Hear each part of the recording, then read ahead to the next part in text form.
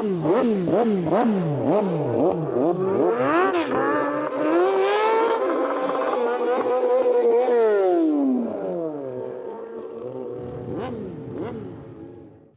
it going, folks? And you're very welcome along to the Motorcycle Hour podcast, brought to you by Clonegale MCC.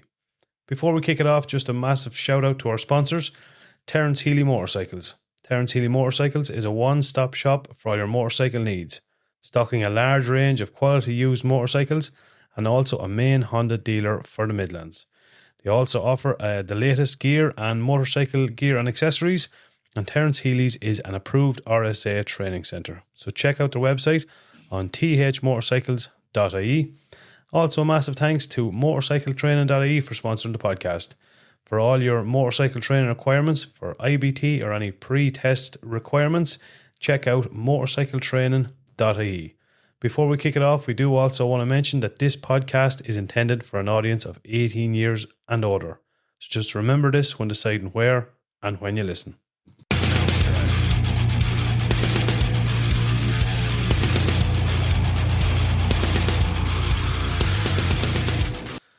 How's it going, folks? And you're welcome back to the Motorcycle Hour podcast. We're on episode 48. Am I right in saying that? Episode 48. We got a special guest with us tonight. Not even a special guest. He's been absent there for a couple of months. But we have the gaffer, the main man, the move boss himself, Eamonn Killian. How are we getting on, lad? Not too bad, Brendan, and yourself? Not a bother. It's good to fucking have you back, man. Somebody else to help me put manners on the little chat there. Sick listening to you every week talking absolute cow dung. Well, at least I said I better come over now and just take control of this show. At least you're listening, anyhow. It's one extra listener. Just grab the bull by the horn. I fast forward every time Charlie comes on. Everyone does that. 15 seconds. That Spotify is her handy. It's just skip. Everyone's doing that. A lot of the time you hit 15, he's still 15 again. He's still 15. And I'm like, oh jeez. Thank God it's not just me. Speaking of Chaz back a little bit more tan than ever, lad. At least it's not blood pressure this time. You're only back from the sunny Spain, Mallorca. Was it? Oh, Termalinas. Oh, Termalinas. Oh, no, on the Costa del Sol. Yeah. Well, good trip. Ah, yeah. Warm. Absolutely. Where exactly is that now, Charlie? Fucking hell. In fucking Spain. What part of it? Over in Spain. Doesn't even know where he was. The boy end of Ireland. You were in Europe, anyway. The seaside end of it. Up beside the beach. Beside the beach. I seen Flipper and all them and Fungi the dolphin. Was Fungi's over there now? Oh, he was Fungi. He got sick of that whole weather by some days. Roscoe McQuaid's here as well. All right, Ross. How are you keeping? How are you getting on, man? I'm 100%. Quick one for you, man. How was your whole week going? Great. Can we? I should have asked you this before we. But can we divulge into why it's not been such a great week? Of course you can, yeah. You actually know something about this. Oh, yeah. It's in the back of my van. Yeah, he's the one who discovered the problem. It's the motorball. That green thing that you're seeing out there earlier on. Yes. You didn't see the engine case and sitting outside the back door. I thought it was his one. No, that's for that. That's for that. So the mechanic went to look at this bike with you, but if you start taking the engine casing apart and inspecting it, they frown upon it. Do you know what I mean? It's not something you could see until you get deep into the bones of it. To be honest, explain. Okay, so start off. I thought your man accepted that price that I gave him way too quick. Yeah. Like, what was it up for? Two? It was up for like 2,650 or something, wasn't it? Or two, wasn't it? No, it was 2,350 or something. 2,350, and I think I offered him two. And yeah. So it is for the listeners out there to paint a picture. It's a Kawasaki KXF 450. Ross decided he was going to be a big boy, put on his big boy underpants and go down the motocross with his good brother here. And got shafted. All 12 inches. Did you even get to do a bit of motocrossing on it? No. Well, unless you go across the lawn. I rode it across your lawn. I rode it down the road once. No, it just I seen you pushing him down the road on it. It does go to show you, and there's a lesson to be learned here, like when it goes to buying these, especially motocross bikes, because they are high maintenance. But like we were up there, we rode around, like it was starting on the kick, everyone was hunky dory on it. Happy days. I brought it out to my garage. because there's a big, actually, it's a charity event on, I think, this weekend, isn't it? In the Derry's Motocross track, they're doing a fundraiser. Yeah. So we'll give them a plug as well. But we were heading out to that this Sunday. We're going to spend the day going around the track and trying to gather up a few. Well, I am still, hopefully, if I have my bike finished. Ross is going as a spectator. Yeah. I just there go, wah. He'll be there in spirit. Yeah. So, lo and behold, long story short, brought the bike out not last night, night before. Yeah. And I said, right, we got service kit first. It needed fork seals, and we were going to change a gasket on it. And I says, right, we'll do it all. So, first thing you do, obviously, drop the aisle. Now, straight away, as I dropped the aisle, as the sun plug was coming out, I was like, this doesn't look right. Something's not right here. It was coming out of a bit of an angle anyway. It just felt all sort of loose, right? So, didn't arise much more suspicion of that. Was there much chemical metal around it? No, there wasn't. No, we're getting to this. We're getting to so this then another trick you do, but of course you can't do this when you're going to look at a bike, but you definitely want to be doing it with motocross bikes, is when you open up and you take out your oil filter, pull it apart, and you'll fairly well see, because I said they are high maintenance, and you know, so it was glistening, lad. There was that much steel in it. I'm not exaggerating, wasn't it? It was. There wasn't a fan that didn't have it in it. No. You just kept pulling fan back. It was outrageous. So straight away, my stomach sank. I was like, oh, boys, this is a disaster. Are the gears? We're getting to that. We're getting to it. So then I was like, right, I'm looking up into the sun plug. Something's not right. Got underneath the bike and looked up, and they had wrecked the treads. And it's hard to describe the way these are. But there's like a threaded section, a gap, and then another threaded section where it goes into the bottom tank. You can seats back into it. Yeah. But your man had obviously wrecked the first set of treads. Went absolutely bananas with a drill bit. I was going to say they've had nook on it. Went bananas with a drill bit. There's holes drilled everywhere. And then somehow managed to get this sun plug back up into it and welded it tight. So he's like, right, so that half of that crankcase, I says, you can do nothing with that. That half is in the bin. So then we went around the far side to change the gasket that was weeping. And as we took the gasket off it over the stator housing, lo and behold, was the nicest little lump of the left-hand crankcasing gone, broken. No, but you were there. You were pulling off the gasket, and I remember looking at you, and you started going, why have they used so much sealant on this? And he was Loaded by the gas. kind of Basically, what you're trying to say is, poor old Ross went to look at a bike with a skirt on him, and he got absolutely. He got a lemon. No Vaseline. So we rang Clonmel Off-Road on the. No, we rang a few lads to see that they have one. Rang Clonmel Off-Road. Have to rang get Kevin that night. Yeah, rang Kevin that even. But I was on the Clonmel Off-Road. It says, what would be the chance you'd have a right-hand crankcase for it? No, he says, I wouldn't have one, but I'll give you a number for a fella that does. Or he might have one. Rang him. In fairness to the man, he had both down there. You paid him €400 or 300 and something euro. 380 with postage. With postage. Yes, and I was here today. And I was there today. So you're back to your original price. Yeah. Is that everything going to be sorted then? No. Oh, there's obviously the filings are coming from something else. No, they're coming from where he drilled it.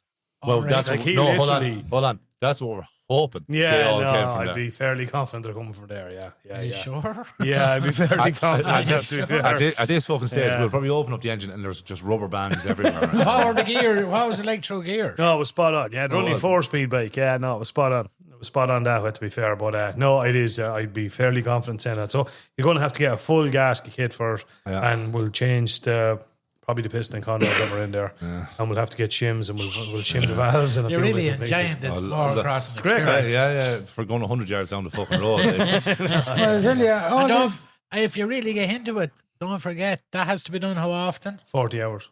Yeah. Once a week. No, ideally, but no. Like, I had a 2008 Yamaha YZF 450, and I raced it for a year and a half, lad. I never done a thing with it, bar change the oil. I changed the oil religiously in it. I thought I had a KX 250 two-stroke years ago, but I thought there's one more high maintenance stutter. The 4-stroke's is a it lot the more high 4? maintenance. Yeah, definitely. I used to think it was the two-stroke. No. Like Then the 2-stroke. running very hot though, isn't it? Yeah, no, but there's nothing in them. Like there's no timing in them, or there's nothing really in them. Do you know what I mean? Whereas the 4-stroke, obviously, you've got cams and you've got the way the valves are seated in them. And like most motorbikes, you know, there's not tappets, so it's shims. So when you want to adjust, you have to take off the cams and the followers and the whole job lot and shim them all up and stuff. All this talking by is making me thirsty. I'd like to be in Pallywax now with John. You're back in Ireland. Yeah. Ben and Nicola, and they throw me up the pints of course. Where's this now? Is this a place in Spain? Yeah, in Tamerlane. Shocking nice. Where's that? In Tamerlane. You fuck. Don't start winding me up, you. But I know, just boys, the holiday was lovely with a few pints every night there and all. Few pints course, lad. Hard to beat. Yeah. Oh, did you see me patch from last weekend? What patch? He's got a couple of other patches there, a couple of decent patches. Oh, there, job on new patches. Oh, yeah, I see that. There. Oh, Yeah, the mind me one- one though, but anyway. The one about your liver. Yeah. Oh, Shit, non-existent. Asbestos-lined liver, and that is a cert. Come here. Obviously, this podcast we're going to bring us over now shortly to Paul from Celtic Riders. Had a great chat with Paul just about the company and how it started and stuff. Fair couple of good stories in it, and definitely an interesting fella. And as I say, just something that a lot of people probably aren't aware of. I know it's not really relevant to a lot of people in Ireland to rent a bike, but again, it's there if you ever needed to. And he's just talking about his most of his clientele is in is that the North chap America. over there in Kill? Yeah. Oh, yeah. He's the main agent for Klim. That's a big old guy. It is, yeah. Yeah, it's a big outfit, isn't Massive outfit, yeah. But it's a great spot for that, yeah. But again, you will bring his interview now shortly and you can hear all about that. We had a nice little spin on Saturday. Yeah. We went to the Orchard County, Down in Timlin. down in Timlin, went down to the rally there. Gorgeous even. it? Or down to Terry. Hey. Terry was there. Good crowd at it now as well, in fairness. John Monks was at it. He was actually doing what I was very surprised because I thought he left work on Friday and he said, "I'll see you tomorrow." And I said, "Well, will you be able to see?" And I got there and he was still standing. He was on his best behaviour, but we were there earlier though. We were there early, yeah. So fair play to Johnny. We will see you next Monday. And your rubber duck has been driven by Salo and it's been driven into the fucking ground. At least somebody's doing something now. At least somebody's doing something. But yeah, no, a great old spin down. Good old roads. Down that old road. We went, you know what I mean, through Kilcullen, head out towards Crookstown and all that. It's just a savage road, man. Absolutely class road. Yeah. And the weather was good too. And the weather was absolutely class. 100%. What's been going on with you, Eamon? You've been keeping a low profile, lad. You have a beautiful pony outside there with you this evening. Well, I remember last year on the podcast, I said I'll have that back on the road. I think this was around October last year. Yeah. I'll have that back on the road in 2 weeks. And today was the first day. Yeah, but it's only the second week, bud. Yeah. Oh, it's after been a long, hard slog. Look, she was laid up for a long, long time. No, but at least now you know what the blues is like now, bud. You know, get out, yeah, Mo. Get out, yeah. I've only done a few mile on it there. And you don't even like it. You don't even like it. I kind of like. I didn't fall in love, but I didn't go too far on it. So Yeah. we'll see if it grows on here. You go for the second date anyway. It looks well now, I have to say. You got a nice, everyone's tidied up well on it. It turned out better than I thought it was ever going to turn out, to What be do you honest. mean by that? Well, I knew you were doing it a lot of it. But I done it. And then I had to borrow you, I had to lend you a few bits, and I was like, oh, Lord, Jesus, it's just going to turn out. They're not the best that were broke, were they? It was one of these things that every corner turned around, there now, then something else fucking just stopped me in my tracks, then down the line, something else. And I'm like, am I ever meant to ride this bike? Is there something stopping me from? I'm not into anything like that, but I'm like, somebody's trying to tell me not to fucking ride this. And even today, what went wrong today? Oh yeah, wouldn't start. Yeah. Wouldn't fucking start. And I'm like, what the fuck? Has never been, like, I've never ridden that bike. How long ago we got that? 3 years ago. 3 years ago. 3 years. So it's insured all of last year, insured again this year, and I've never ever rode it. That's mental. What's the first day you ever rode it?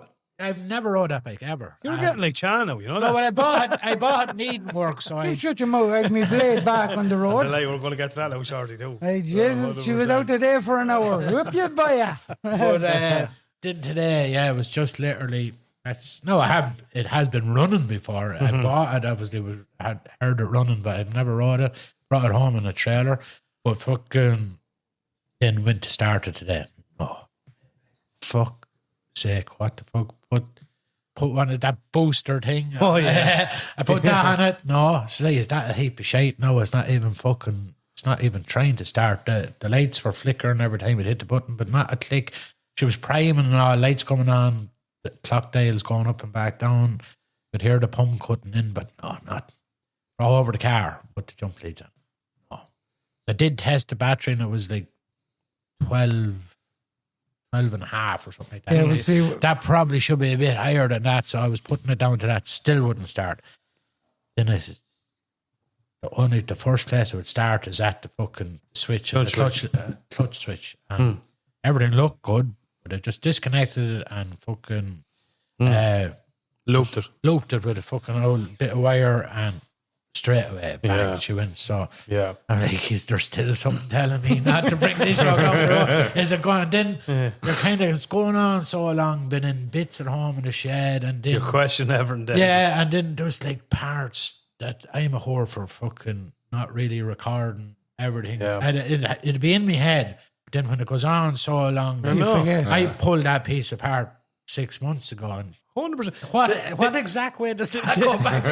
The easiest job you'll ever have is stripping it off. Oh, That's easy. yeah. That's just taking bits Even off putting of the it. ferns back on Yeah. it last night, I was like, holy fuck, these came off a whole lot simpler than they're going back, trying to go. They just wouldn't go back on, nothing would line up. This was, eventually got them all on, and then I'm going down the road and there, left the house there before I came over here, and I'm like, is the back wheel going to pass me out?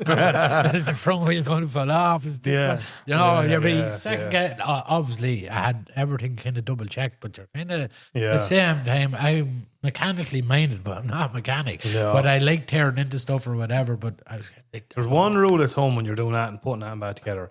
If you put in a bolt and put a nut on it, don't walk away till it's tight. oh yeah, Tighten no, it up that's straight away. Simple Don't as go that. saying, "Oh, I'll go over here and I'll put this." Just finish one bolt at a time, because that's the one you'll forget, and that's when the wheel will fall off. The one thing I was happy, I had a little box with all my bolts, everything to come off here and there, but I was a whore. I'd leave this bit in the tail unit and I had another bit sitting over there. Yeah. But I had one box, kind of like a little lunch box with most of the stuff in it, and I had nothing left. Well, that's good going. That wasn't bad. No. That's a There was good one or one. two cable ties, you know, them Yeah. the manufacturers kind of ones that you don't really need them. Let the wires hang down there Yeah, the somewhere. big grand. No, I used other bits. I had a lot of them push fittings, you know, the little black Yeah. fittings. Team you. I fucked a lot of them. I actually did get a couple No, of bags. they of them came off up on them. my team you the other night. And Oh, I have a whole heap of Eamon, new ones in it. Eamon introduced me to Team U here a couple of weeks ago, and man, it's class. I did tell you to be very careful. It's very class. addictive. It is shocking, He man. texted me at 8:30 on a Sunday morning. You fucking bastard! This team was a cunt of a thing, and I'm like, if he's had it 8:30 on a Sunday morning, he's a severe problem already. Oh, right, it's gas. I went home yesterday evening, and I got a box arrived, and there was like a phase tester, but it was actually an LED one, and it actually tells you the voltage that's going through it. I got It'll probably that. only worked for a week. No, I was talking to. Do you know when you know the actual lever for tapping out a hole? Yeah, You know the lad you put the tap into. yeah, the one that you didn't give me. Yeah, but it didn't. No, but you know the yoke. You know the actual lever, the bar you put Yeah, on it. You yeah. know, remember we were saying that they're a disaster. Yeah, the fuck yoke, of it, they are. yeah. I actually bought ones that you can put a 1/2-inch socket onto. You can put a 1/2-inch bar on a savage job. I got them. Yeah, none of that. I got them. I got the LED phase tester. I got a rail for holding sockets. And what else did I got? I got something else. I can't remember.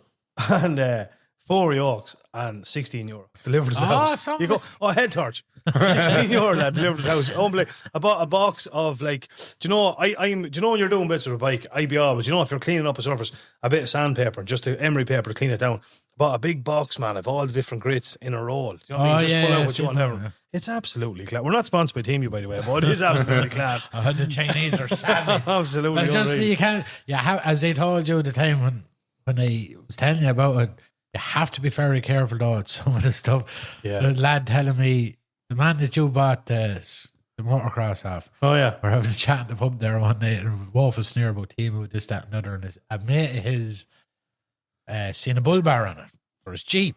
Oh yeah. And he was Jesus like, Christ, no. holy fuck, he says, that's cheap. I forget exactly the price, but it was very, very cheap. And even when he told me, I says, He didn't get what he expected. He says, no, the shark arrived at the house. Now, I know people can't see, but it was that serious. It was for a toy car, like a kid's pedal car. Like putting on a Ford Ranger. You would have been able to hang it out with the rear view mirror. Well, you can't get caught with stuff. I see the lad, one of the lads who used to work with. But no, could have this a good while ago off Team U, but he needed a drawbar for his Suzuki Vitara. Do you know what I mean? Oh, Jesus. You're better off making one out of Mala. Man, do you know what I would say it was better? Do you know those steel brush handles? Do you know the ones? when you stood on it, the whole yoke was bent. I used to just that do not put a trailer in the back of the job. Oh, there's some scrap on it too, to be fair. There is handy for little knickknacks and stuff like that. Yeah, 110%, yeah. Little phone holders and them little exactly what you said you bought. I have a shed full of stuff down there. I have stuff that I didn't even know I bought. I've found stuff that said, "Jeez, I didn't know I had that." There's bits of stuff everywhere. Yeah. I got a yoke here on one of the last batches I got, and it just came up because all these other things will come up once you buy that. This will come up. Yeah. By the way, sorry, not interrupting you. Do you keep getting emails going? You're after getting this award, and this discount. Yeah, and all this. I don't get the emails because my email's not connected to it, but you do. Right. You can, and you get that for free then or whatever. You don't. It's it is a scam to get you back into it. Yeah. But I got this little. I seen this say that'd be handy for the trolley jack. You know the rubber mount that you can get and you put on top of your trolley jack that'll sit on the sill of your car, your van, so you don't damage it. That'll be handy now.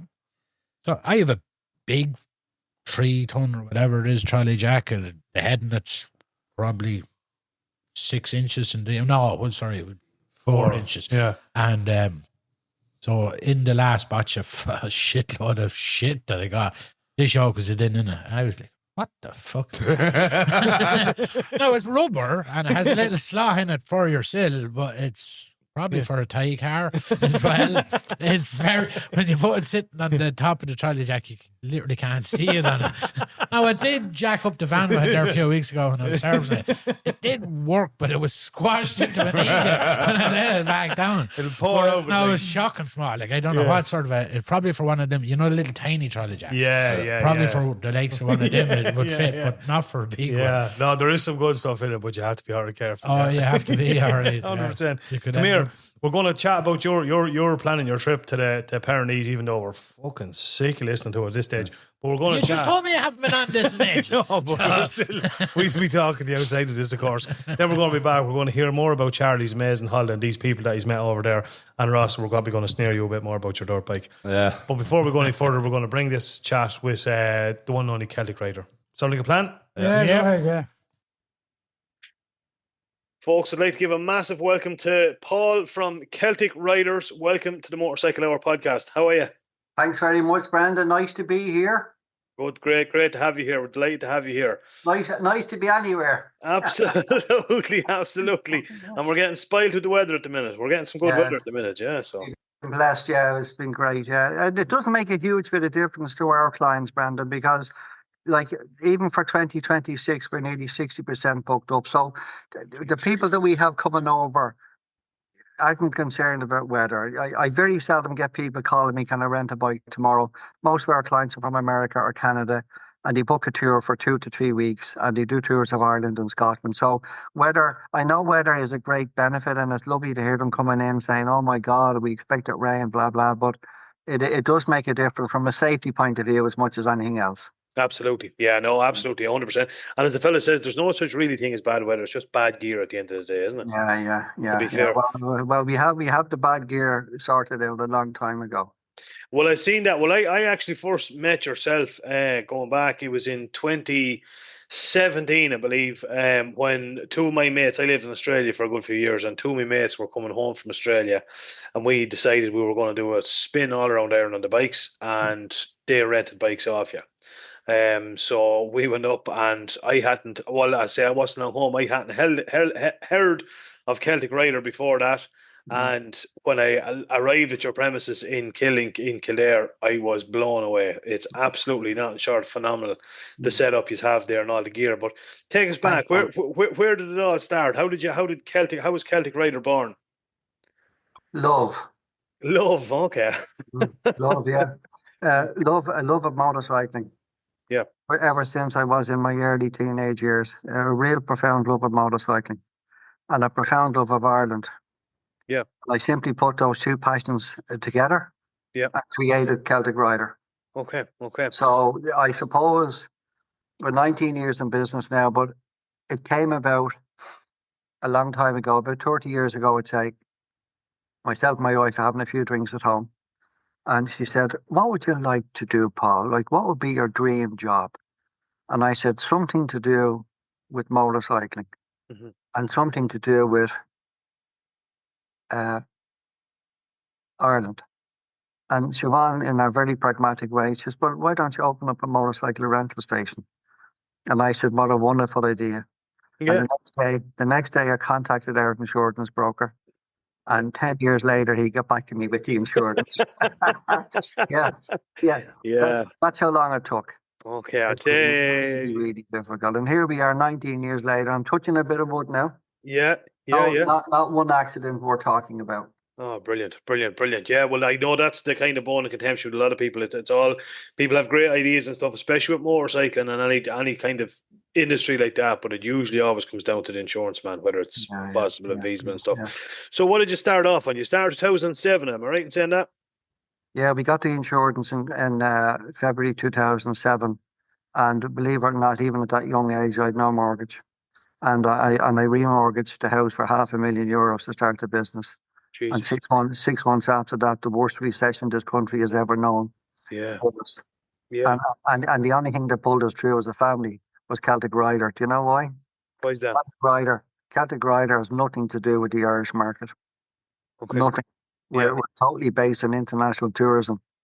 And so as long as the Americans are coming over, we were up in business.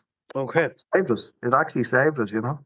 Yeah, absolutely. Yeah, it was tough times back then, to be fair. But as you say, It was a very bad recession, and it was very deep, and it lasted a long time. Yeah. And we had a very successful window blind business. Can I call out the name of it, even though it's not anywhere? You can, absolutely, yeah. A1 Blinds and Curtains. Okay. We had that business from 1983 when we got married, up to 2013.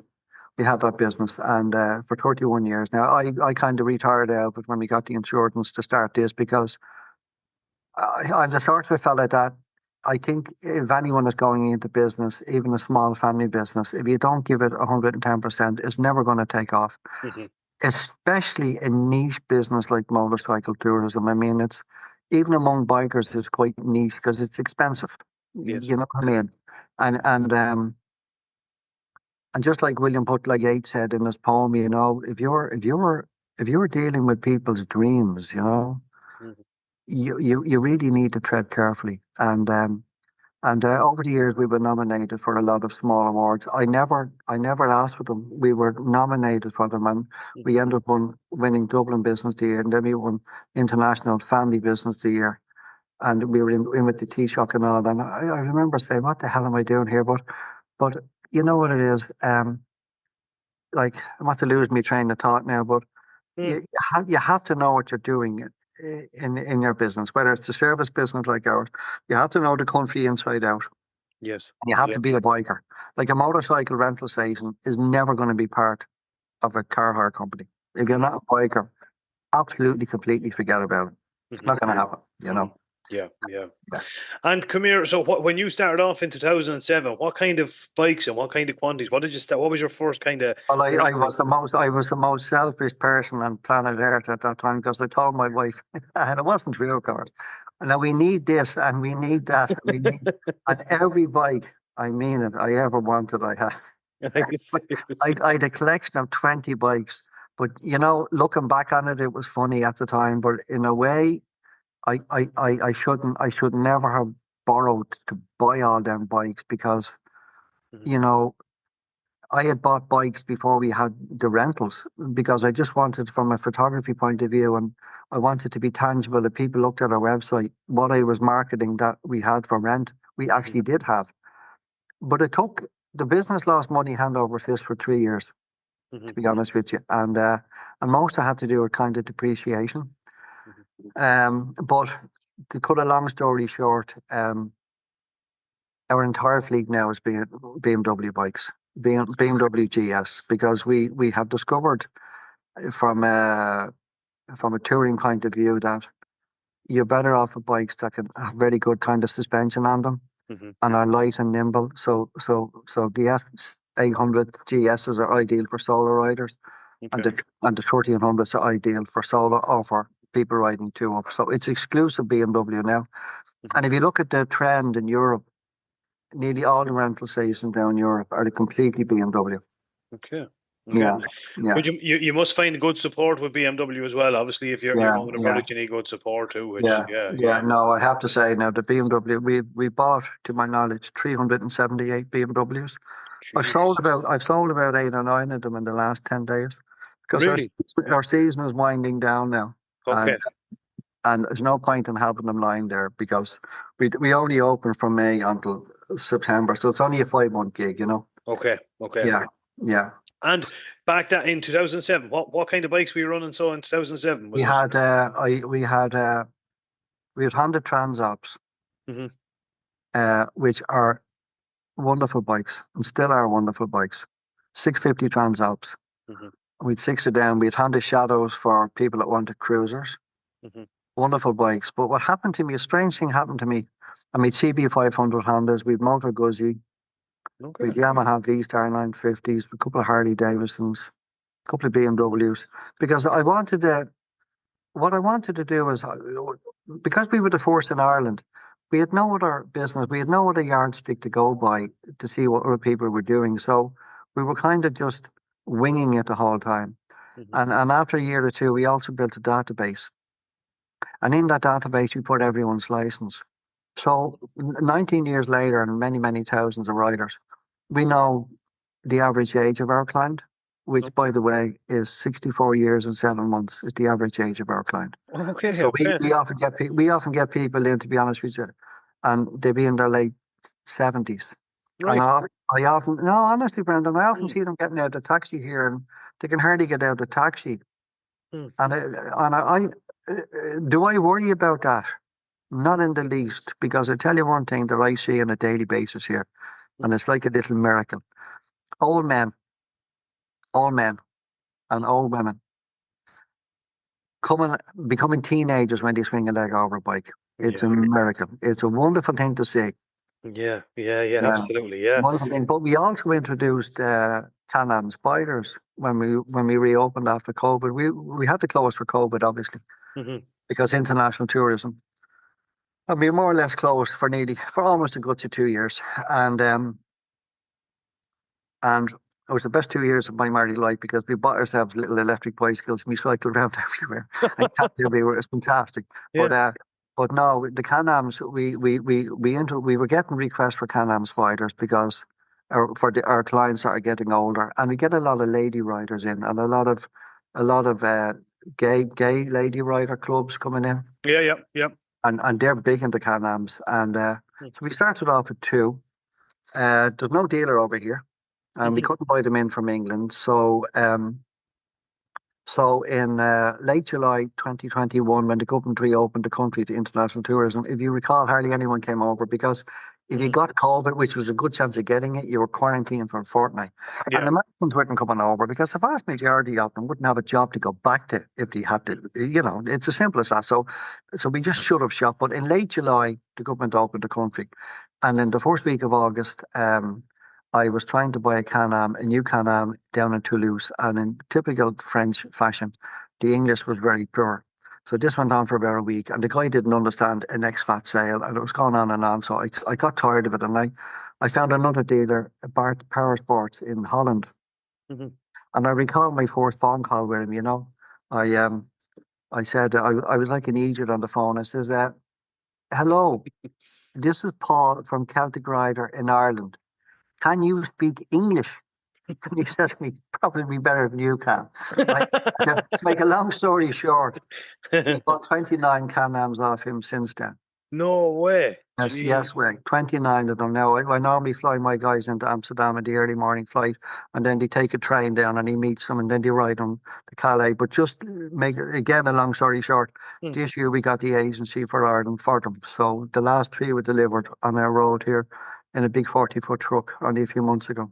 Okay, Yeah, right. so we finally got, but again, like so that was, and then I rode down to Toulouse because the guy phoned me. He says, "I'm so sorry, everything sorted out." So we rode 1,200 kilometers from Holland down into Toulouse. I bought my wife one, and she never rode a motorcycle, right? And she was very nervous about it. I said, "No, Paula, I don't think I can manage it." And just as we came into Toulouse that evening on the Can-Am, we actually popped into the Can-Am dealership. And they were very, very, very, very nice guys, really nice. And he said, we'll be up in the morning to pick up the other Can-Am for my wife. And I noticed on the way into the city that there was a derelict building with always a huge building with a lot of tarmac around it. And the following morning, about an hour before we picked up the Can-Am for Siobhan, I went in and I taught her how to ride the Can-Am. Yeah. So when we went in and picked it up, and we shot out the gateway. She was like an ace pilot, you know. But she got there in 60 minutes previously. Yeah, that's unreal. And then we toured the south of France. We toured the Picos and all. We had a great time. And Siobhan took to it quicker than I did because she never rode a bike.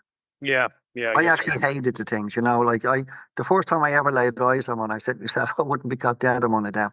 Yeah. And I've eaten those words now. I've absolutely eaten. I ride an F3 Sports one myself now, and I absolutely love it. Okay, And we've 16, Brendan. We've 16 of them this year. 16 of them, and 16 they're in the fleet.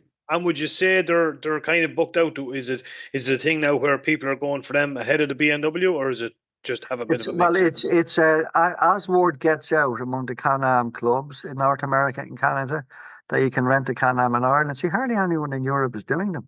Yeah. So as word gets out, we're getting busier and busier with them. As a matter of fact, we have a lady from Canada coming in on the 20th of September next, and she's an ex-famous motocross rider. Cindy Martin, I think is her name. She's coming in with a film crew from Canada because BRP that make them, you know, kind of Bombardier recreation products, they used to make Can-Ams in outside Montreal. And this woman's famous, and they have this new marketing campaign for women called Chicks and Their Machines.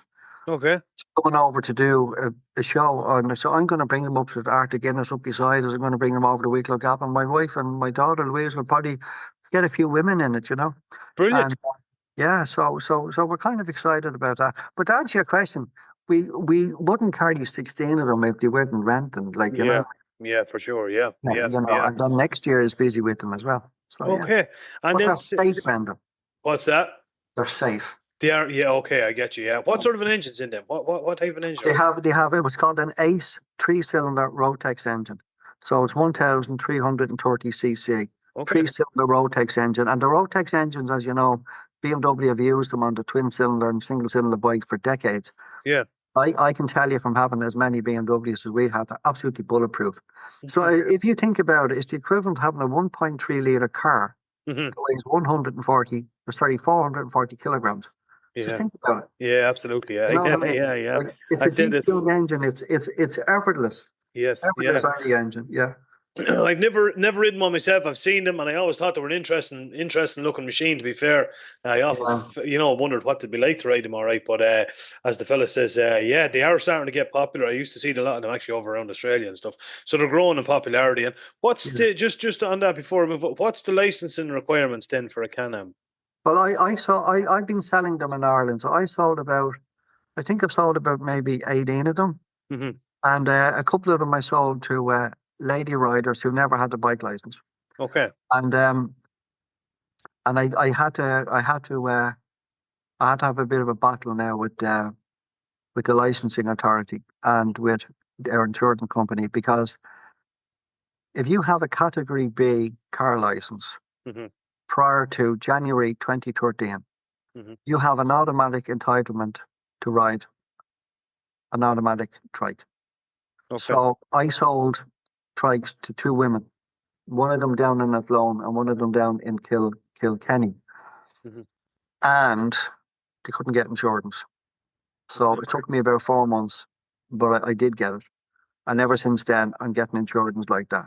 Okay. Because the licensing authority is the licensing authority. That supersedes what an insurance company. Some of the insurance companies wanted women in the late 60s that had bought them on me to do IBT in a motorcycle to get a no claims bonus up. I said, ain't going to happen, guys. Yeah. Ain't going to happen. So you can take that lazy attitude away and let's get down to brass tacks, or you're going to be reading about yourself in Sunday World. That's it. So I've never resorted to that. But sometimes you have to kick ass a little bit, Brendan. Yeah, absolutely. Yeah, for sure. Yeah, absolutely. Yeah. And on your clientele, so you're saying you'd be predominantly kind of America, Canada and stuff, but obviously I presume you do get a few from parts of Europe and stuff. Would you get coming over to rent bikes? It's what the breakdown is, what the average breakdown is, it's 72% from the United States and 14% from Canada. Okay. So 86% roughly from the North American continent.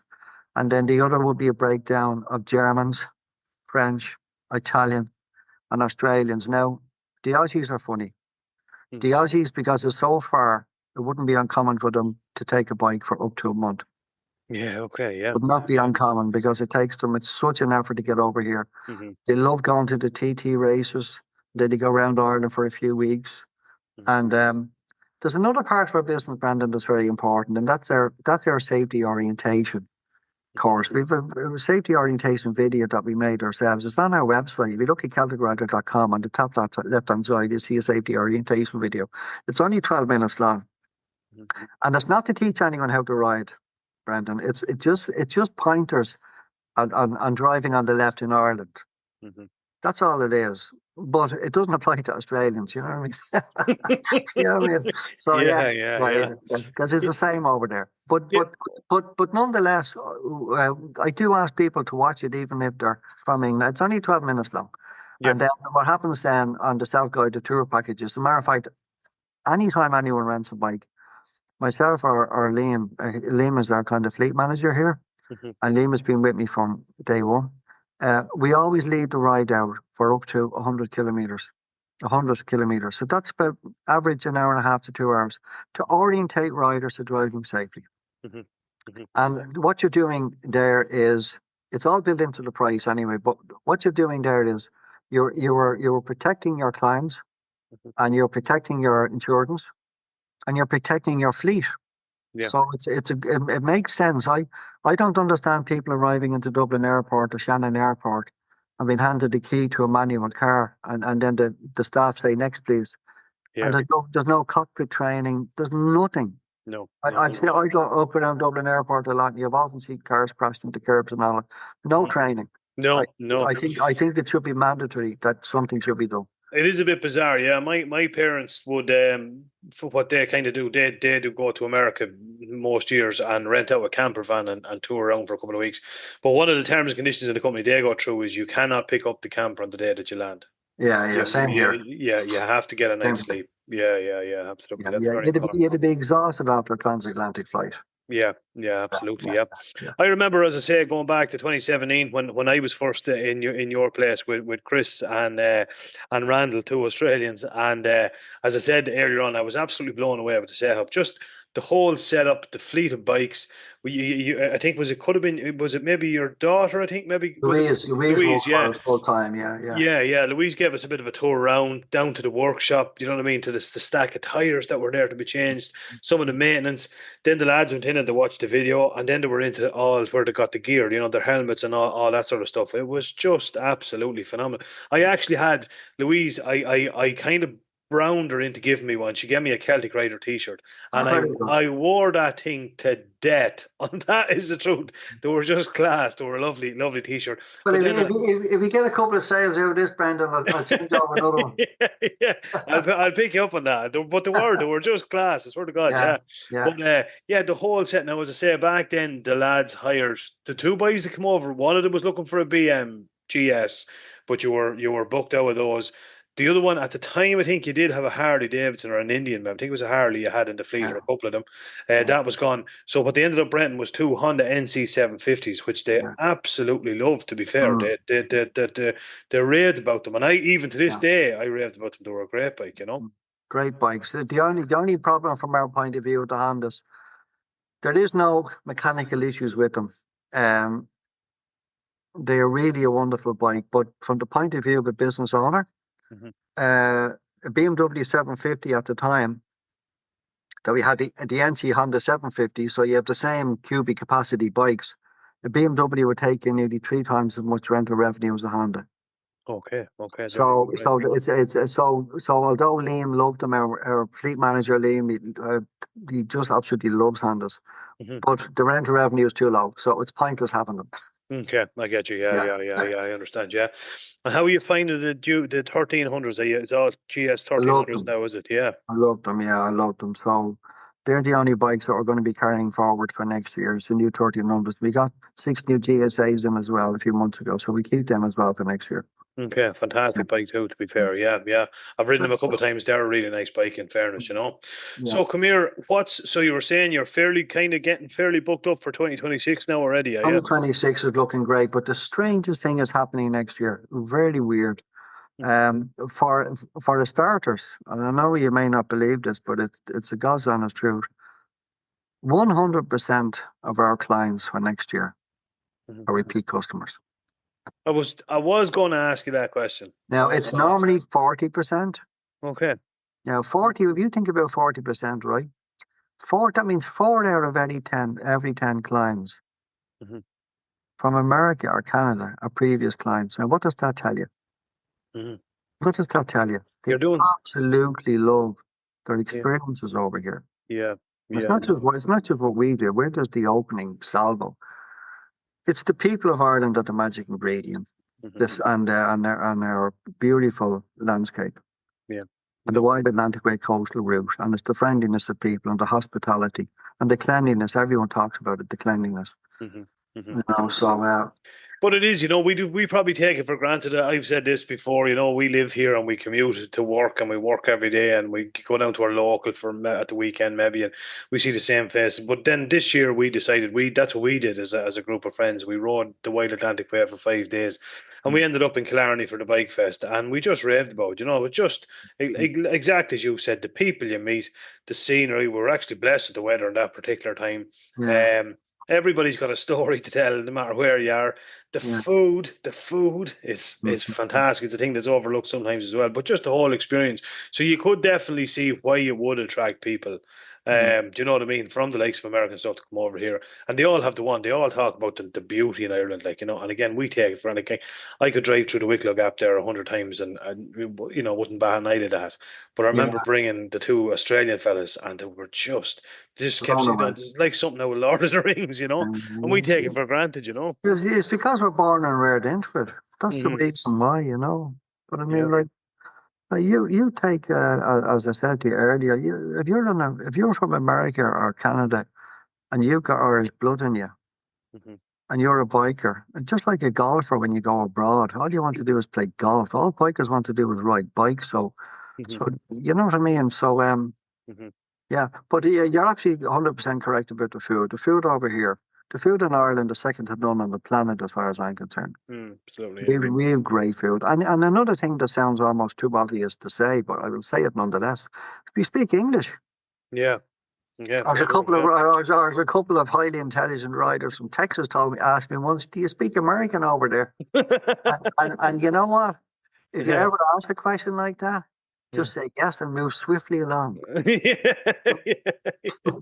There's no point continuing with that Yeah, conversation. Yeah, no, no, no, yeah, indeed for not, sure. Yeah. indeed not, indeed not. So obviously, as opposed to like people just contacting yourselves to rent a bike and head off on their own tour, you also do guided tours as well. So you'll take No, it. no, no, no. You We don't. don't do that. No. What Celtic Rider specializes in and always has Hmm. self-guided tours. Hmm. Hmm. Hmm. So I think how we won the awards is the quality of our self-guided tour packages. So Hmm. I put the routes together. I put them together over the years. I picked the towns and villages I want people staying in. And then I'd work out in my mind the best roads for a biker to get from one village to another village. Okay. And that's what it's all about. I'm not talking about Google Maps. You know. I could be 2 or 3 days putting one day together. Yeah. But once that work is done, like a 9-day tour at this point in time is 2 nights. It goes from here, 2 nights in Donegal, 2 nights in Westport, 2 nights in Clare, and 2 nights down in Killarney. So each second day allows you to tour the county that you're staying in.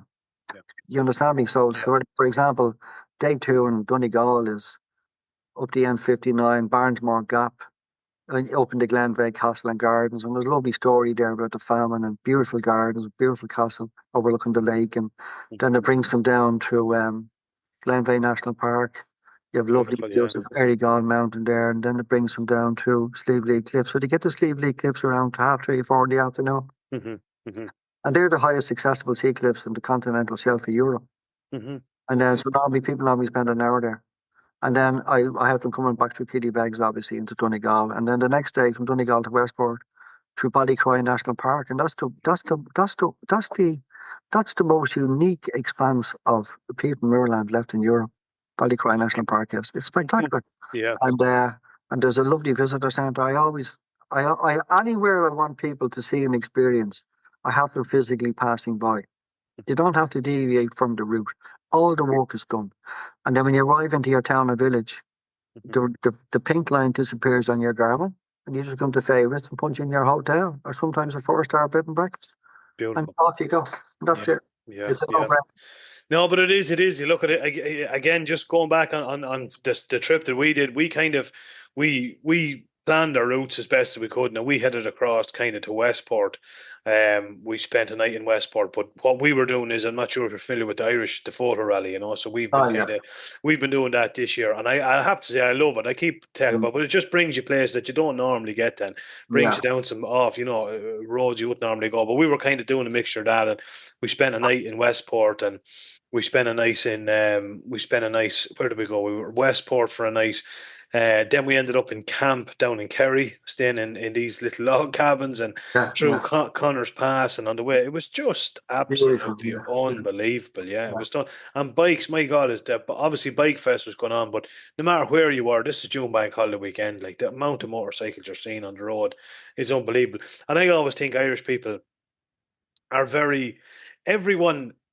they're very, very friendly to bikers. I think Irish people, because they all have a story. Like it wouldn't be uncommon for being the lads. We'd be going to a rally or something, a group of lads, and we go on. You think there's this preconception. Big scary bikers. We're all big men with beards, and you get little old ladies, 8 years of age, coming over to chat about the bikes. And oh God, I'm admiring your bikes. And my husband had one, or I remember growing up, and so it's very, very open. The bikers are always very, very friendly and open towards bikers. I think in Ireland, particularly, as opposed to probably other places in the world. Yeah. But doesn't it make you feel very proud that you are a biker?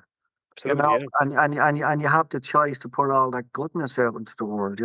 Absolutely. And you're absolutely correct. People are curious in Ireland, and they love to see bikes, and they've no fear of them. No. They've no fear of the people riding. I think it's wonderful. And I tell you a funny thing as well, Brandon. The Can-Am spiders, right? The Can-Am spiders, people gravitate towards them. Like you wouldn't believe it. I had a group last year from the States.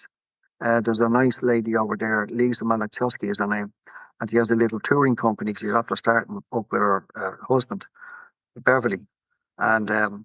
But Lisa and Bev, they brought 9 ladies on my 2-week tour. And just behind the computer here, I'm looking at the wall, and there's a magnificent photograph of them. 9 of them on Can-Am spiders on a beautiful day coming down from Baltimore Beacon in West Cork. Beautiful. And it's just absolutely spectacular. Yeah. And these ladies have done 3 tours with me so far. Jesus. Love it over here. Yeah. But it's interesting as well, and it's something for some of the listeners that'll be listening to this that are over on that side of the world, and they're probably looking at the map and going, how in the name of God could you spend 2 weeks to a month riding around that little island in the Atlantic? What people don't realise, it's the maze of roads in Ireland and the scenery and the different passes, and you can easily ride for 8 or 9 hours in a day in Ireland. Absolutely no problem at all if you're following some of the better routes. Obviously, yeah, if you wanted to get from Dublin to Cork as quick as you can, you're going to jump on the motorway and head down. You can do it in, 2.5 hours, but you're not going to see anything. We all try to avoid motorways like the plague. Hmm. I can I tell you a little something about my past as a young lad? You can, of course, yeah. In 1975, the Post and Telegraphs, as it was known at the time, had a pilot program they were looking for 20 motorcyclists to deliver government telegrams around the island. And there was 10,178 applicants for 120 jobs. Jesus. And I actually got it. I was in the 120, and then we had to go up to and get our uniforms, and then we had a choice then to apply to be a motorcycle rider after 3 months. So I applied, and I got on the course, and we were trained by the Irish Army. We were given the contract to train us, and we were on Bultacos with the gear stick was on the right hand side. So the army had Joe, so we were on the cheapest bucket of shite the government could possibly find on the planet. Yeah. But we got handed in 1976, and so all I did for the first few years of my working life, my proper working life, I've been working since I'm 9 or 10, to be honest with you. Yeah. But all I did was deliver telegrams around the island of Ireland. And when you had to go up to Donegal, you have to pass through the north. You'd very often be stopped by the army at the time. Do you remember the Troubles? Yeah. And so I only learned to drive a car, to be absolutely honest with you, in 1983 when our daughter Louise was born. I didn't know how to drive a car. That's I have a little plaque over there somewhere that I won when I was 22. I won the highest mileage rider in Ireland and England. 78,500 miles in 3.5 years. One of my trips was the post office went on strike in 1979, and I was only just turned 19, barely 19. And I went over to Europe for 17 weeks on a BMW 750. Wait. 17 weeks, yeah. Right. So one of our ports of call was myself, my best friend Martin Brady went over on the bike, and we had a tent on the front headlamp, and there's a 4-speed gearbox. And I mean, my God, the stories, the people we met. But I do recall going into Paris when you could actually ride into Paris comfortably. Yeah. And I remember parking up near the big roundabout near the Champs-Élysées. And me and Martin just sat there for over 3 hours looking at traffic going around the roundabout. Women on Harley Davidsons. No. With frills coming down their jacket. And lovely curly hair. Yeah. In 1970s Ireland, I never laid eyes on a woman riding a motorcycle. Yeah. You'd see them at the back. They'd be pillion passengers, but I don't recall women riders. Riders. That's mental. That must have been a big eye opener. And that's the beautiful thing about traveling, you know. We travelled half the world on bikes, me and Siobhan. Yeah. But my heart's in Ireland. I mean, we could set up Celtic riders in France. We could set up Celtic riders in Spain. We could do it. But why? Yeah. All I ever wanted in my life, and the two of us feel the same, mate, is to make enough money to give our family a comfortable life. Yeah. And setting the world on fire is of no interest to me whatsoever. Yeah, I get you. Yeah, absolutely. Yeah. I was just thinking of that, like when you're saying riding around Ireland back in the late 70s, I suppose, or on motorbikes. Like it was a different country back then, but not necessarily. Oh, the roads, Brendan. Yeah, but I was just going to say not necessarily in a bad way too. It must have been just. I do often think of. If I'm going for a spin, I love it, especially when it starts to get a little bit colder. Joe, you're coming up through a couple of nice little village somewhere. It could be anywhere in the arsehole of Erin, and you can smell the peat fires, and you can see people maybe heading out, dolled up, heading down to the pub for a few pints, and that, it all comes alive. I just think there's something very, very special about that. I think that's just very uniquely Ireland. You know what I mean? No, it's very unique, and I'm just saying with yourself now. I'd often shed a tear inside the helmet as I ride around Ireland. Yeah. I tend to create the routes on my own, because my wife understands that that my kind of profound understanding of bikes and the capabilities of bikers and trying to find that average that riders can actually manage. It wouldn't be the roads I ride on if I was on my own, do you know what I mean? But you can't put people down go tracks. And I'd often see something, a sunset on an old derelict building that's there from hundreds of years ago, and you cannot help but be touched by the past Yeah, yeah, and our absolutely. Yeah, ancestors and the brutal time they had trying to exist in this country, And absolutely.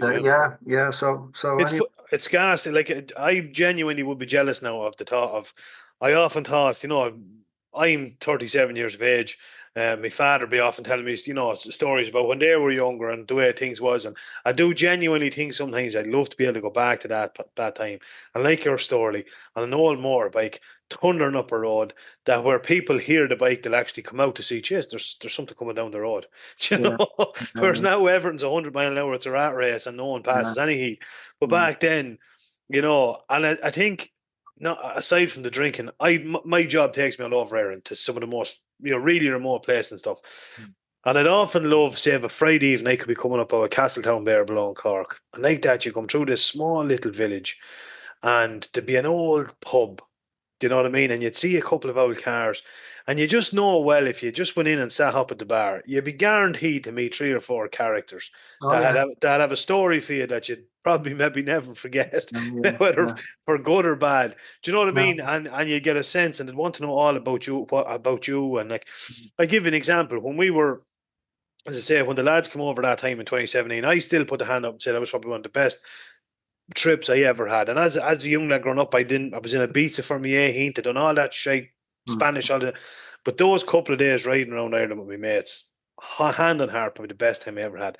But we pulled into it. We were staying in down near Bunratty, I think it was that back then, Monday nights.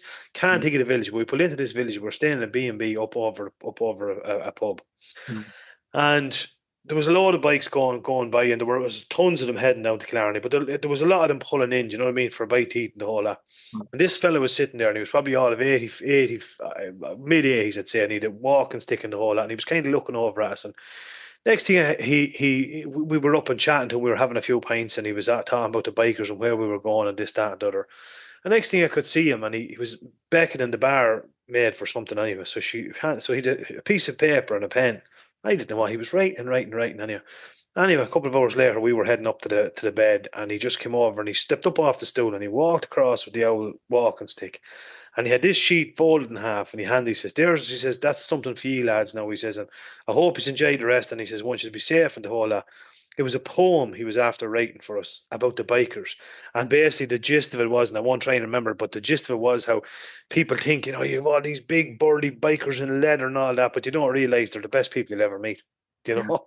And it was the lads were blown away. They said, "Should mm, we have given him money or something?" I said, "Not at all." So he got more satisfaction out of that, says, than you will, yeah. It's And just so unique.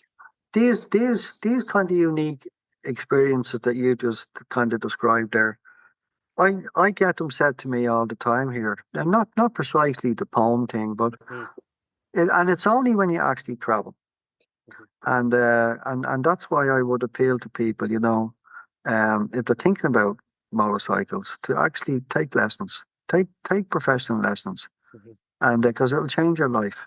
mhm, And if you think about it, the vast majority of our riders are my age. I'm 65 now, but if the vast majority of them are my age, they're all riding all their lives.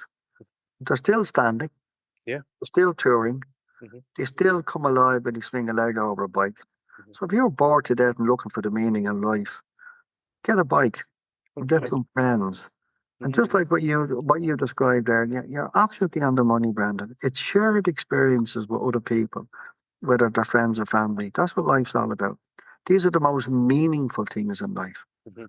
And none of this driving in the car, listening to the radio with the aircon on, because you're not experiencing the outside world at all. 100%. No, You no. might think you are through the windscreen, but you're not really, because we have a lot of senses, Yeah, absolutely. Yeah. We have senses of smell, and we have senses of speed, and we have senses of so many senses.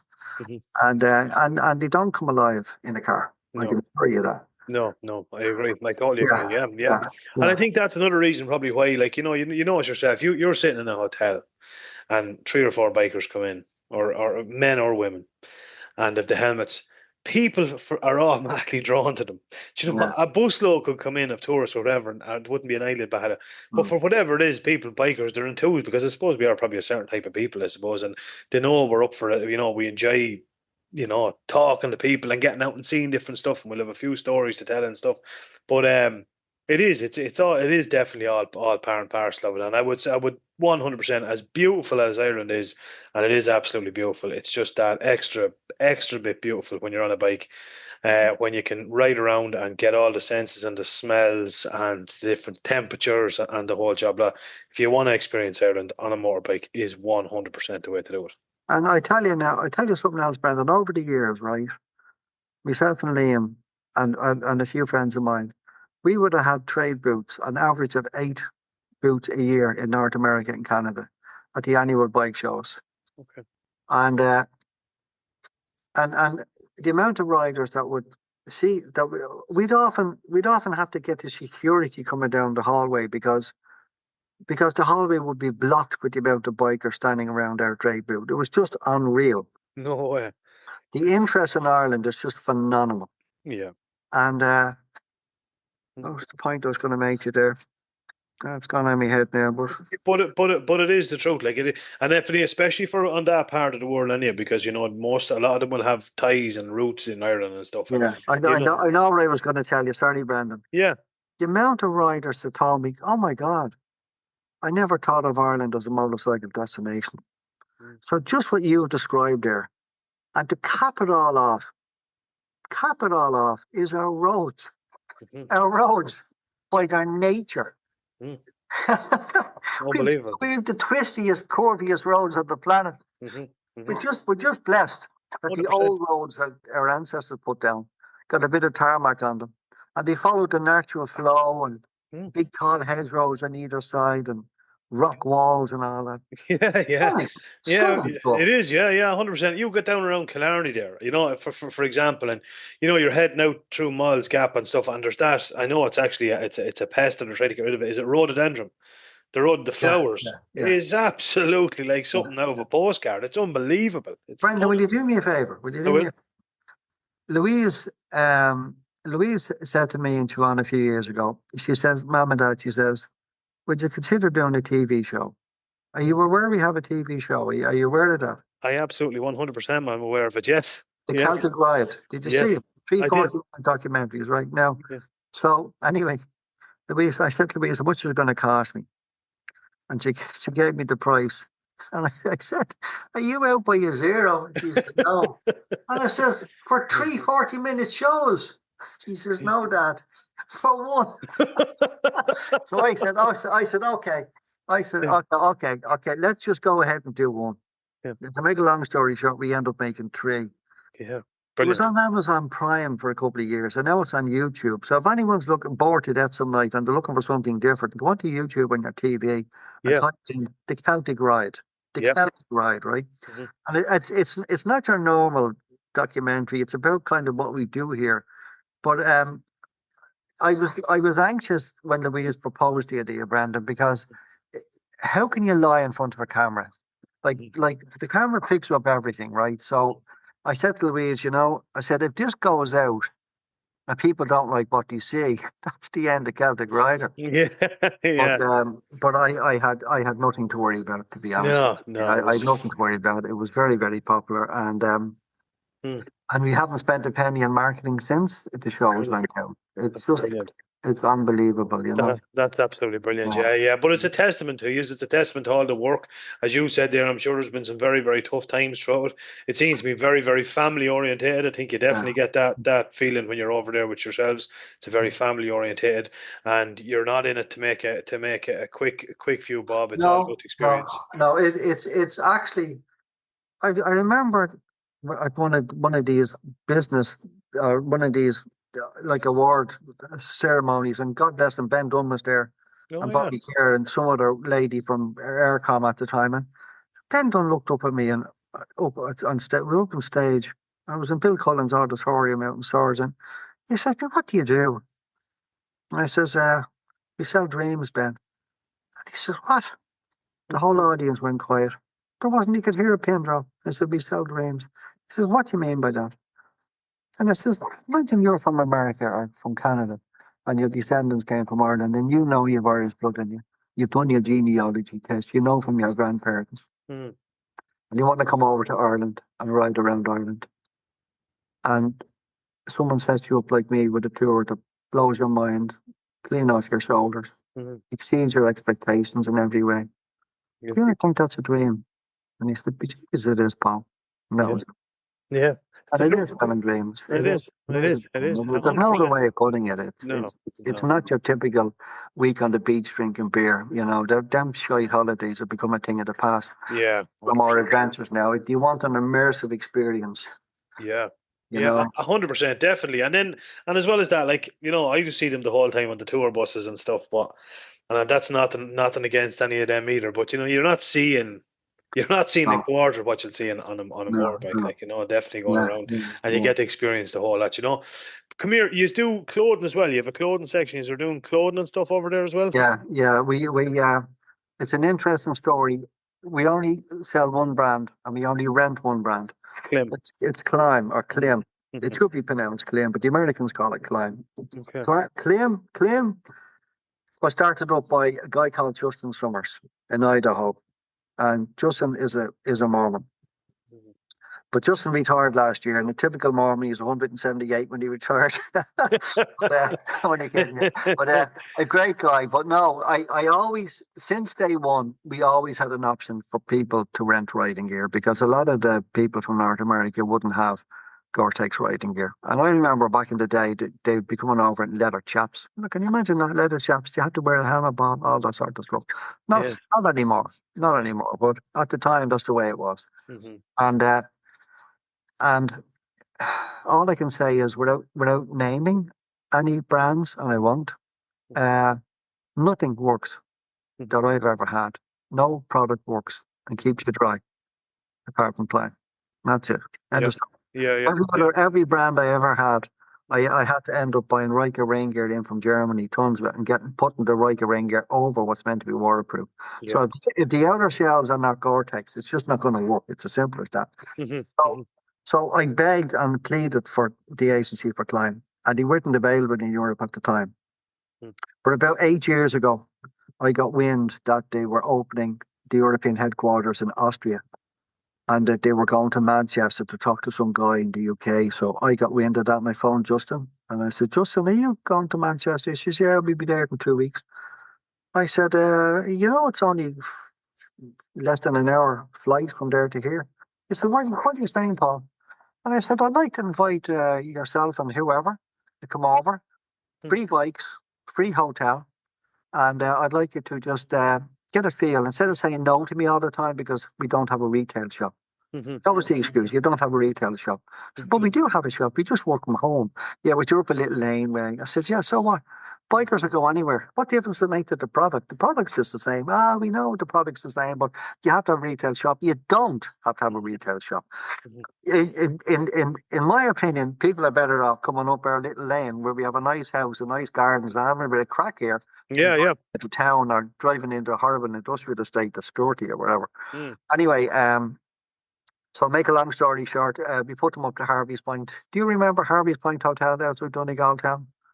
I don't believe I Beautiful, do. beautiful Okay. hotel. It was owned by the Harvey brothers. The land was owned by a couple of bachelor brothers called the Harveys.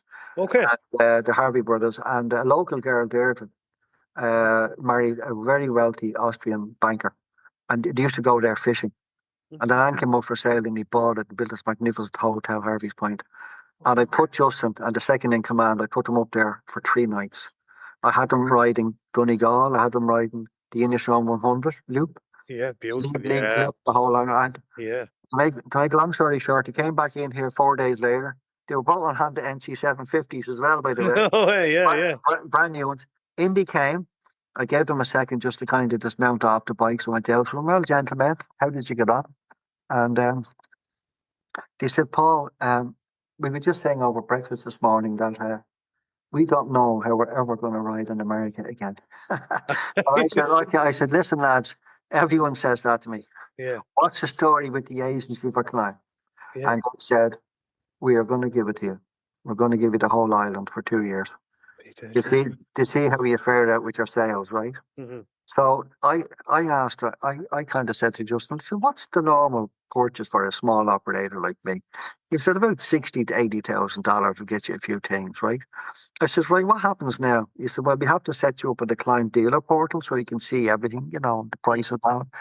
And myself and Louise, about 2 weeks later, put an order in for just under €170,000. Jesus. Okay. And that was for rented stock, okay? Yeah.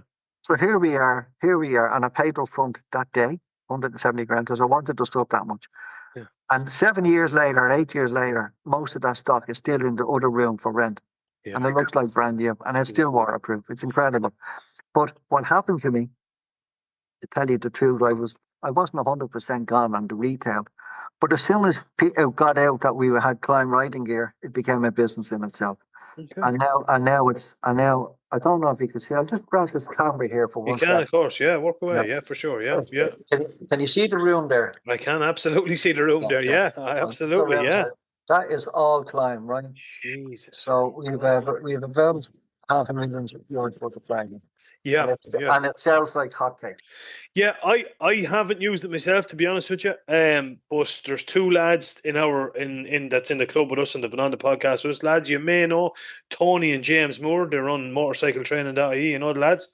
Yeah. They'd be good friends of mine, and they're in the club with us and they do the podcast, and they absolutely swear by it. Swear they don't want to know about anything else to use. So I am going to make a purpose. I'm going to go up there in a couple of weeks' time. I'm going to get my free T-shirt and I'm going to buy a bit of climb gear because there was never a true. Yeah, there was never a truer word spoken when it comes to you get what you pay for, and I am a firm believer in that. And I've had all the different waterproof gear down through the years, and they're not waterproof. To be fair, they're not, And I just said to myself, I'd rather invest a spade, claim gear. It's not the cheapest stuff. If you want cheap shite, you can get cheap shite. But if you want good and the best of stuff that's out there that'll work, it is absolutely. From what I've heard, the two boys fucking rave about it. They never stop on about it, But we take in over 20 grand a year on renting claim stock, and if you think about it, like we kind of run about 40 vehicles would be the average. So if you have 40 vehicles doing an average of 15,000 kilometers in each season, that's 600,000 kilometers. Yeah. And if you multiply that by 19 years, and take a couple of years off of COVID, if you do the maths on it, our clients have done close on 7 million kilometers in total. Yeah. And about 1 in 4 or 1 in 3 will actually rent the riding gear. Yeah. Because to bring an extra suitcase over on an airplane from America or Canada would cost you the same amount of money it would to rent the climb. Absolutely. Absolutely. So absolutely. You don't bother. You just come over and rent the climb. Do you know what I mean? No, for sure. Absolutely. Yeah. But just an interesting one there, just on that as well. I don't know, is it something you were just saying, going back to kind of 80% of your customers is kind of from that whole North America end of things. But it is because we do get a lot of in Germany for whatever reason. A lot of people are listening to this podcast, so there's obviously a lot of English speaking people over there. But anyway, Germans love Ireland. Yeah. But it was so friends of ours did a trip recently to Poland on bikes, right? But they actually shipped the bikes over, right? And there's an expense involved in that and this, that, and the other. And it just got me thinking then as well. Like if I was coming over from some part of Europe and I wanted a tour specifically around Ireland, or even if you're going, to Scotland for a couple of weeks, how much genuinely probably cheaper it would work out as to rent a motorcycle and go off it. Because if you're coming across from Italy or wherever the case may be, and it's going to take you probably 3 or 4 days to get here, you've all the fuel costs, you've all the actual fatigue in your body, you've got ferry costs, the hotels, the ferries. If you add it all up, it's probably the cheapest way to do it, to be fair, and it'd certainly be the most relaxed way of doing it, absolutely, And as well as that, what better time if you're over in some of these countries, you're going, I always would love to go on one of those, the new BMWs, you know what I mean, or a Can-Am, or to be able to go, something, just combine the whole lot, It's definitely food for thought for people that are definitely over that side of the world, Yeah. I just say to myself, not everyone has 3 or 4 days to get here. Exactly. Yeah. 3 or 4 days to get back, you know. 100%. Yeah, that was the thing. We were booking a couple of trips next year. We're kind of doing a few bits and pieces around Europe. But that was the one thing with me. I'm kind of, because my kids are young and they obviously want their sun holidays or summer holidays, or whatever. So I'm kind of resorted to kind of 6 days maximum on my own. You know what I mean? With the lads. But like you couldn't do it, bar you're going over there to rent bikes somewhere, because you just eat up your days going and coming back, you know? Yeah. No, I get it. It's definitely worth thinking about. Paul, I'm not going to delay anymore. I really appreciate you coming on. For people that want to get in touch, what's the best way of them getting in contact with yourselves to see? Just go on the website, celticrider.com. Yeah. And they can see what sort of available dates and stuff. Yeah, there's a check. No, there's a check availability form. Just fill it in, and that's it. Really, you know, it's a simple enough process. Yeah. Lovely stuff. Well, listen, continued success to you. Thanks very much, Brandon. Lovely to talk to you. Lovely to talk to you. I'll see you in a few weeks. I'll smoke the edges off that credit card of yours. As the fella said, if you can get anything out of it, I'll split it with you. Yeah. All right. Okay. Paul, thanks very much again, and we'll talk to you soon. Mind yourself. Cheers. And we're back. That was certainly an interesting chat anyway. And again, for especially all our overseas listeners, and we are going out to 46 or 7 countries across the world for whatever reason. But anyway, for anybody that's thinking of coming over to Ireland, that sounds like something you'd be interested in. Get in contact with Celtic Rider there, and you can get your bike, your gear, the whole job lot, and get over and see this absolutely amazing country of ours. So I'd urge you to do so. Before we went to the interview, we were mentioning there, Eamon, you're heading to the Pyrenees with the help of God in 2 weeks' time. Oh, touch wood, hopefully. It's been an up and down sort of a situation, whether I was going to get to go or not. All going well with herself. I will get to go. Did you pick up that set house now, Terence, yet? No, I haven't got time to get over there, though. We're all sold out, sure. 2 weeks ago from yesterday, we're going. So, look, the whole lot's set in motion. Hopefully, I'll get to go. But, What bike do you bring? I'm bringing the Aprilia. Have you got yourself some panniers set up for? I'm you want to see making the that job? next week. I have it half made. I just never you want to see? I tell you, I was impressed. A serious job. Myself and Kieran went down to Eamonn the day before. Wasn't it the day before I was going? Yeah, that's Saturday. Yeah. And we're in the workshop, and I'm very, very impressed in the way. Tidy job. Yeah. Oh, no, that's not fucking near finish yet. No, I had to get the bus out of the way. I was at the bus all week gone because I'm off work now. I was off work this week, I'll be off work next week, and then I'll be gone for 2 weeks after that. Yeah. But I had to get the boost and all the bits and pieces of that out of the way before I started up the grinder and probably destroyed the new paint job. But I have the bracket and all made that clips in where the back hole goes, and I've a few other bits to make. And I have a back box, you see, that I used to have. Okay. No, it's not going to look particularly fancy in the back of a Aprilia Tuno. And I have a set of soft panniers. Yeah. So I have a way of keeping them out, because the tail unit of the Tuno, as you know, is like a pin. Oh, back absolutely. into a pint. You'd shave with it, like, There's no back seat, there's no nothing, and there's no back pegs even to attach something onto. So I'm trying to come over all them issues. Look, I have to bring that bike because it's the bike that, look, I've only that Busa on the road today, as we said earlier on. Mm-hmm. I just can't take the chance of bringing it over there too far away from home and something did go wrong with it. I don't know the bike enough. No, you're better off, it'd be on your mind the whole time. I'd be paranoid the whole time. Yeah. The B-King is, that kills me long distance. The tank is too wide enough for me dodgy old hip, so I wouldn't be bringing that too far. So the Tuno is actually a very comfortable bike to ride. Yeah. I have all the work is done on that. There's new chain and sprockets, tires, batteries, this, that, and other is done with that. So touch wood, it should be okay. Yeah. So it's just to get the luggage onto it. So that's what I'm bringing. Look, one of the boys, or 7 of us going, one of the boys is into the planning. Yeah. He's a laptop man. He's all that done. We are going down Tuesday down to Rosslare on the 2nd September, that Tuesday evening.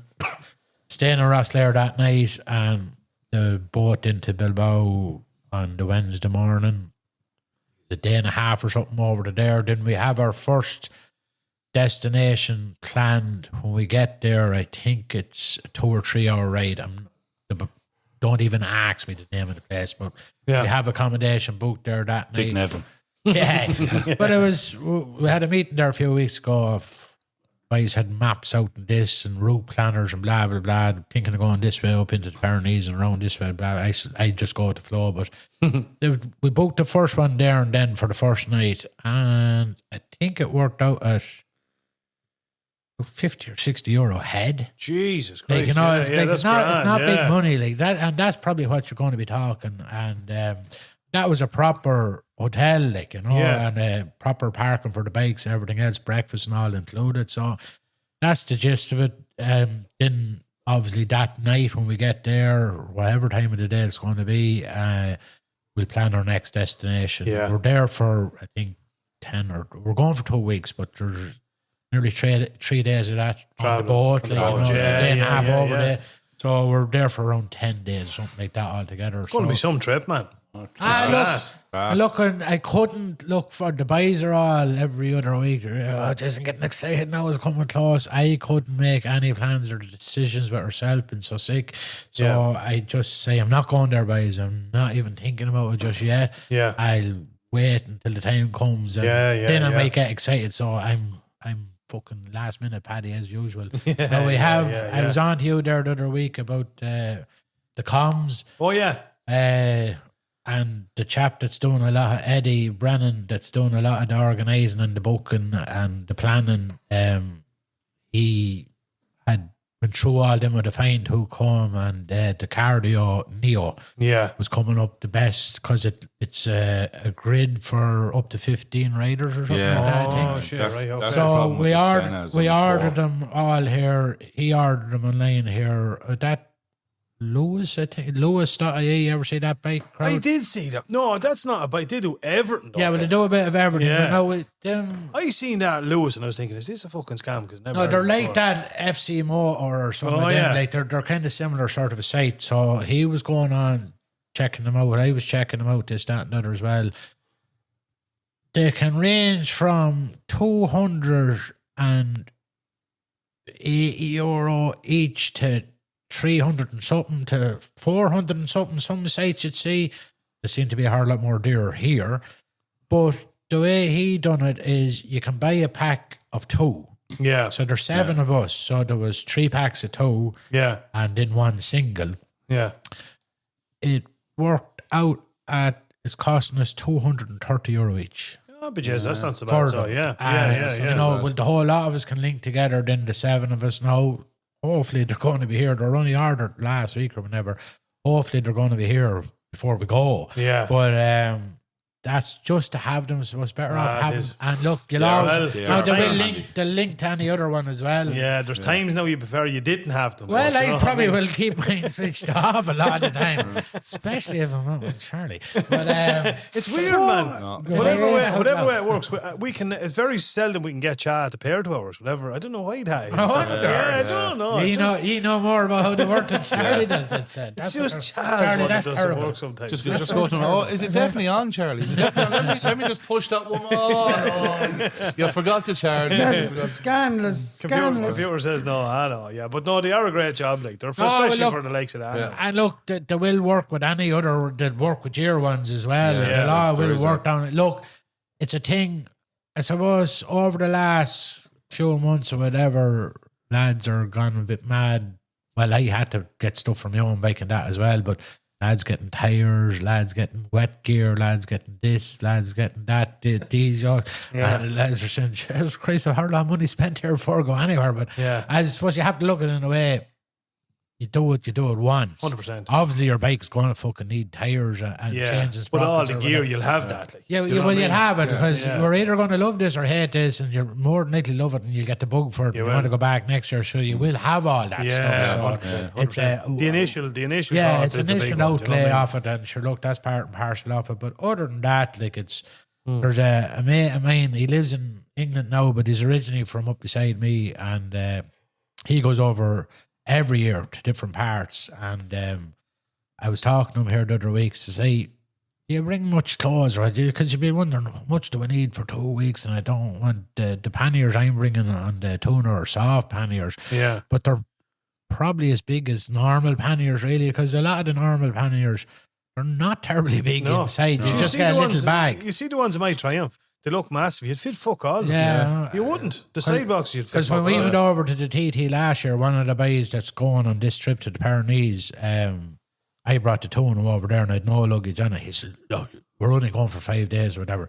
He's the ZX or the SX, and he was not long after getting that. And so sure, we used one of my panniers and he dropped me over the inner bag then one day and I'm like, fuck, put my toothbrush into this. And that's what they're not very big inside because the shape of them as well. But but this mate, I mean, that goes over there every year and he's not long back from a trip over there about a month or 6 weeks ago. But I says, do you bring much clothes or what's the story? And he says, Eamon, he says, I've been going for years and years and years. He says, and every year I bring less. And this year I brought the least amount of stuff ever. And he says, I still had too much. Go away. He says, don't overthink the clothes. He says, realistically, all you need is, now, on a lot of these sites, lads on about mesh jackets, these mesh jackets that they're real cool, to have the full protection. Then you just can put a base layer over them like a rain gear over it, and then you can have full protection. But then you're going into buying another specific jacket for that trip. And for fuck's sake, I only bought brand new gear last year, so do I want to be buying more? It's not outrageous money, but you're into a few more hundred. He says, look, I have my normal bike jacket. He says, I don't bring the lining in it. I have a t-shirt on underneath it.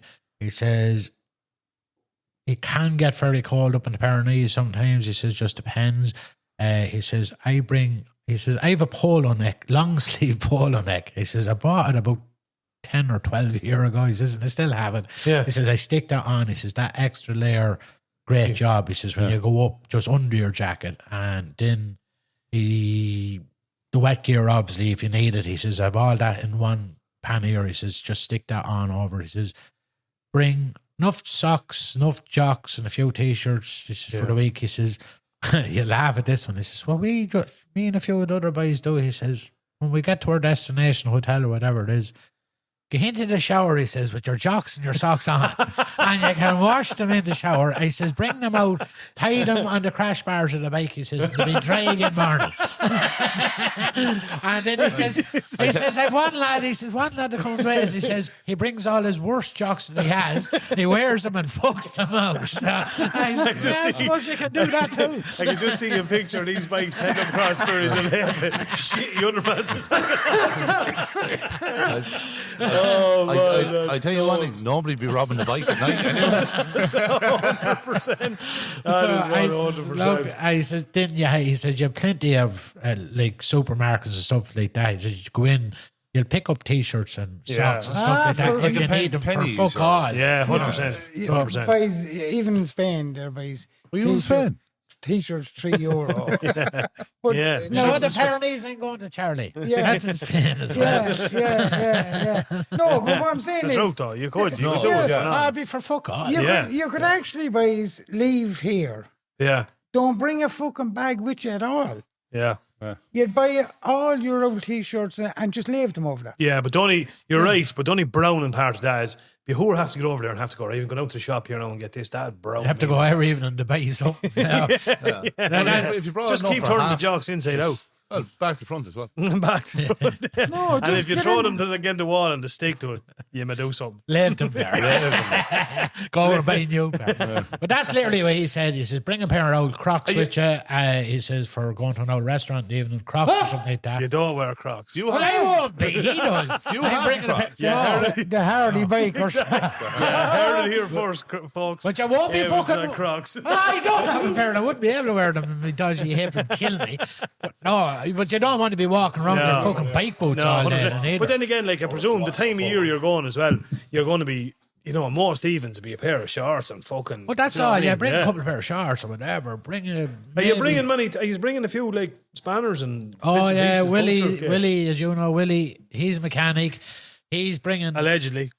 Well, hope you're not listening to this. That's you said that. No, he's a good one. He's a good one. He's a good one. He's some sort of a tool set that he's planning on splitting up into bags that you bring a few, he'll bring a few, I'll bring a few. So we'll have the full set divided out between us. Yeah. As Billy told me, make sure you bring a few, what you call them, Allen keys and stuff like that. I have a tire And a kit. puncher belt kit. I have one of them. Now you twig. Now I'm twigging. Ross is smiling like a Cheshire cat over here at me at something. Hold on. I was like, what's this all about?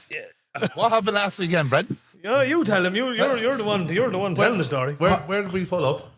In Kilcullen. Kilcullen. We pulled up in Kilcullen, and Bren, who has a tool for fucking everything, we all borrow his tools, yeah. Mm-hmm. Pulled up there, and what was loose on the jigsaw?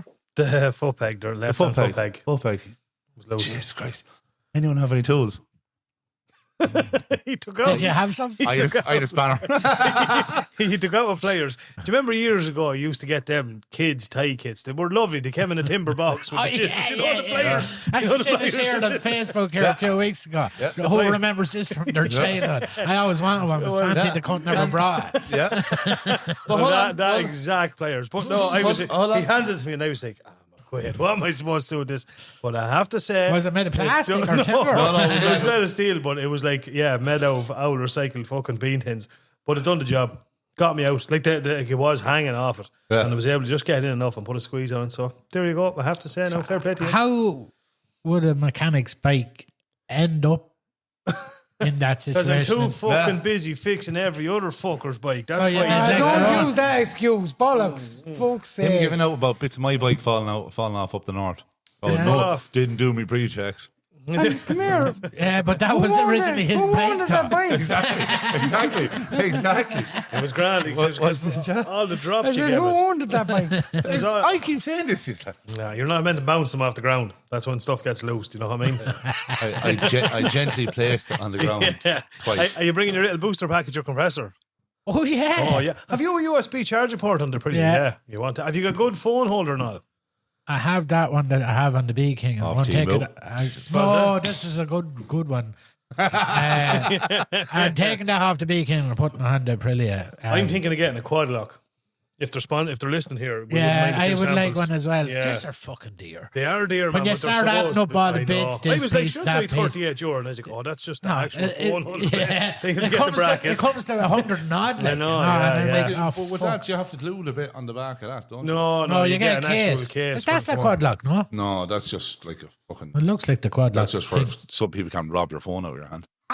That's fuck. No one's going to The rob women that. have them things on the back. They do. Yeah, we're going For taking selfies and shit. Selfies, man's McQuaid taking selfies. You want a bigger phone? You want a laptop? Fit that There's not a filter in this world I do add for him, I tell you. I was going to get a quad lock. That joke I have, you'll see it coming up on Facebook a lot on them ads. The one that you push your phone into and the four corners clip in. Yeah. It's. I don't have waterproof protection for it. That's done anything. Do you know on these yokes, the carp you ride, and do you know the yokes, like you see them everywhere now, they're like a screen, you fit it to the bike. Yeah, the and then hole that's in it. You have Apple CarPlay. Yeah. I tell you, man, they're the job, because you control. No, but your man, Finn. Yeah. Finton had it that day we went. You were actually there that day. Yeah. That was some job. For night. I was pricing them. You can buy them, the whole yoke set up and everything for 130 euro. They were fuck all. Yeah, but you know And the they were beauty about sandwiches. it is, you control your phone into your pocket. You know the way you're not getting off your bike and going into the shop going, jeez, I left my fucking phone on the bike. Yeah, but can you charge it? Which? The phone, can you charge it? No. Or didn't? No, but I know. Yeah. But you know what I mean? I think they're a fair job. That joke I got, it was a little bit extra for the one that could charge. Right. But no, you have to, it connects back to the battery of the bike, and then there's a USB on the side of the cradle for the phone, and you just plug it in. Yeah. That's what I'm going to use. Yeah. But that booster with the compressor has a charger in it as well. TikTok shop. TikTok shop. Gigi can be it. Yeah. So, Go me some trip. Starting to look forward to it now. Yeah. I'm sure we'll go with the flow and see what happens. Well earned, lad. Well earned. We'll wait and see. Yeah. So, What's the story with you, Chad? Any old bikes? Did you see anything decent over in Spagnoles? Yeah, there was I was telling Kieran, there was a lovely black MT-07 over there. Oh, yeah. There was Actually seen lovely MT-07 in Cork today, actually. Lads, can we keep it down a little bit? He's asleep. For those of you, because we're not on, the Babino. Kieran is literally behind us on a couch, fast asleep here. That is a fact. Wearing sunglasses. there's I don't know an if I call it MT-09, there was a Gixxer 1000. Mm-hmm. Half of them little quad yokes, you know, them, or not quads, fucking So there's two wheels in the front of it. Yeah, Oh, yeah, them yeah, yokes, yeah. There's a ball, 2 wheels in the front of it. The scooter, yo. Yeah. Yeah. Yeah. No way. But there was a few nice old bikes. Now. Was there? There's a few. When I Well, was- it's like, when I was- were there many Z1000 SXs? No, 'Cause because when I was- Terence has them all sold. Now, when I was Now you wanna give it to you. I was sitting out with Pallywhacks having a few drinks, we stay outside because Yeah. inside with the people that be there, it wouldn't be enough because there was 7 of us, you know. So we do stay outside, and John and Benny. He just didn't want to help you inside. They bring out the beer out to us like they're fucking shocking Deadly. sound lads. Lads. I Yeah. presume the chance that all the plugging you're giving these, they're actually listening to the podcast, are they? They are, sure. They're very after good. friending us and everything. Yeah. DJs with friends now and everything.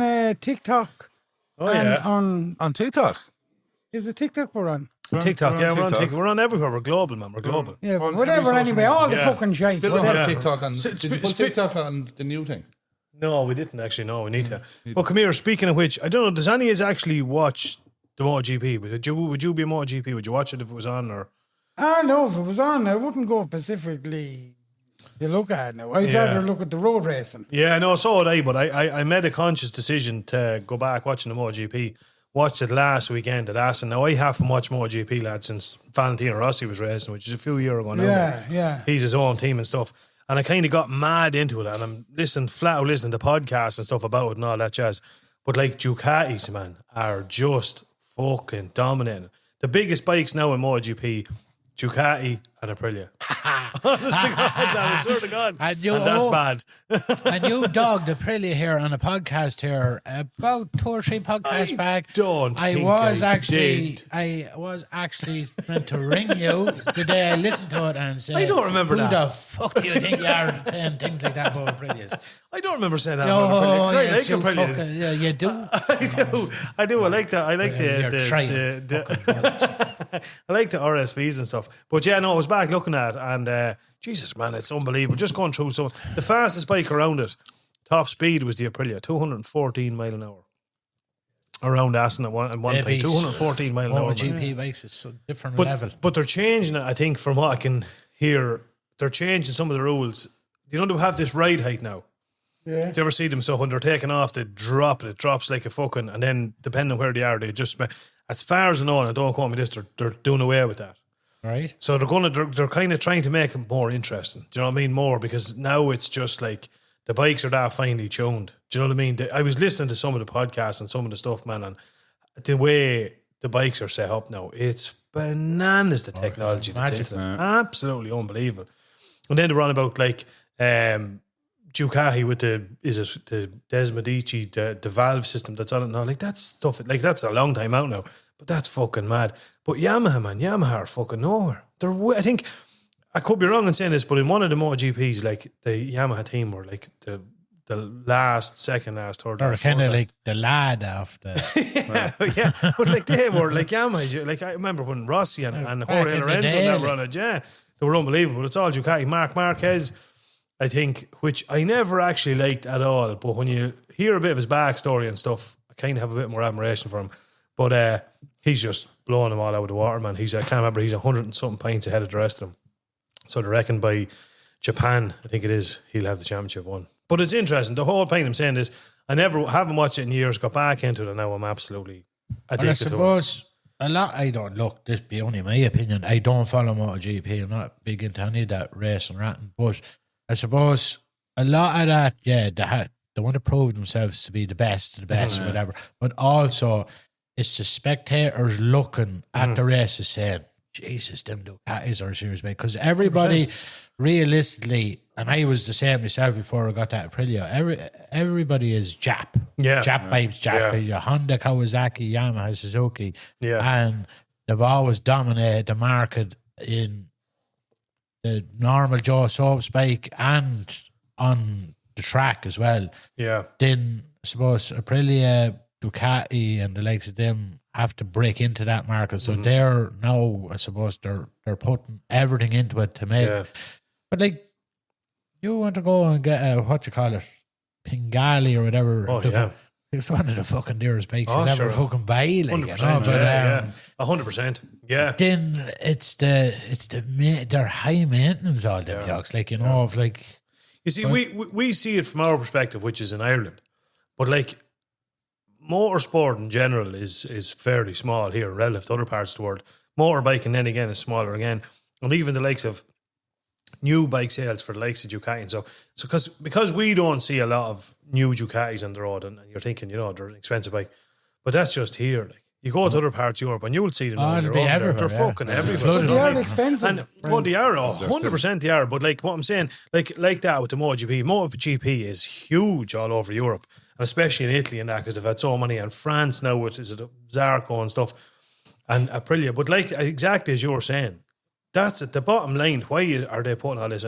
The factory is relying on sales. Oh yeah, keeps the whole lot going. And if they have a bike that's not performing, bias back down to. And if their bikes are up there in the top 2 or even the top 5, like people are going to say, "Jeez, I want one of them." Yeah, even though the only similarity is the fucking sticker. Completely different yokes. I was talking to a fella that bought a Panigale.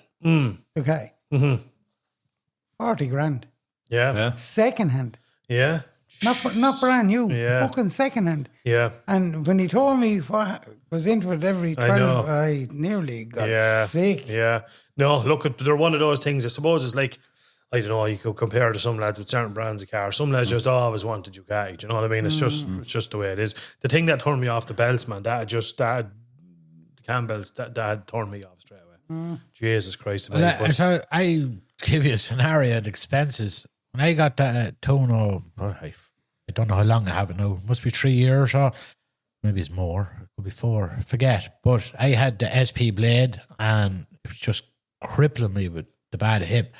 And I need something more sitting up straight. And I won't name the bike shop, but went to a certain bike shop that I knew he would have 3 or 4 types of bikes that I wanted, which was either the Tono, the KTM Super Duke, the MT10 or the S1000R. It's kind of where I went.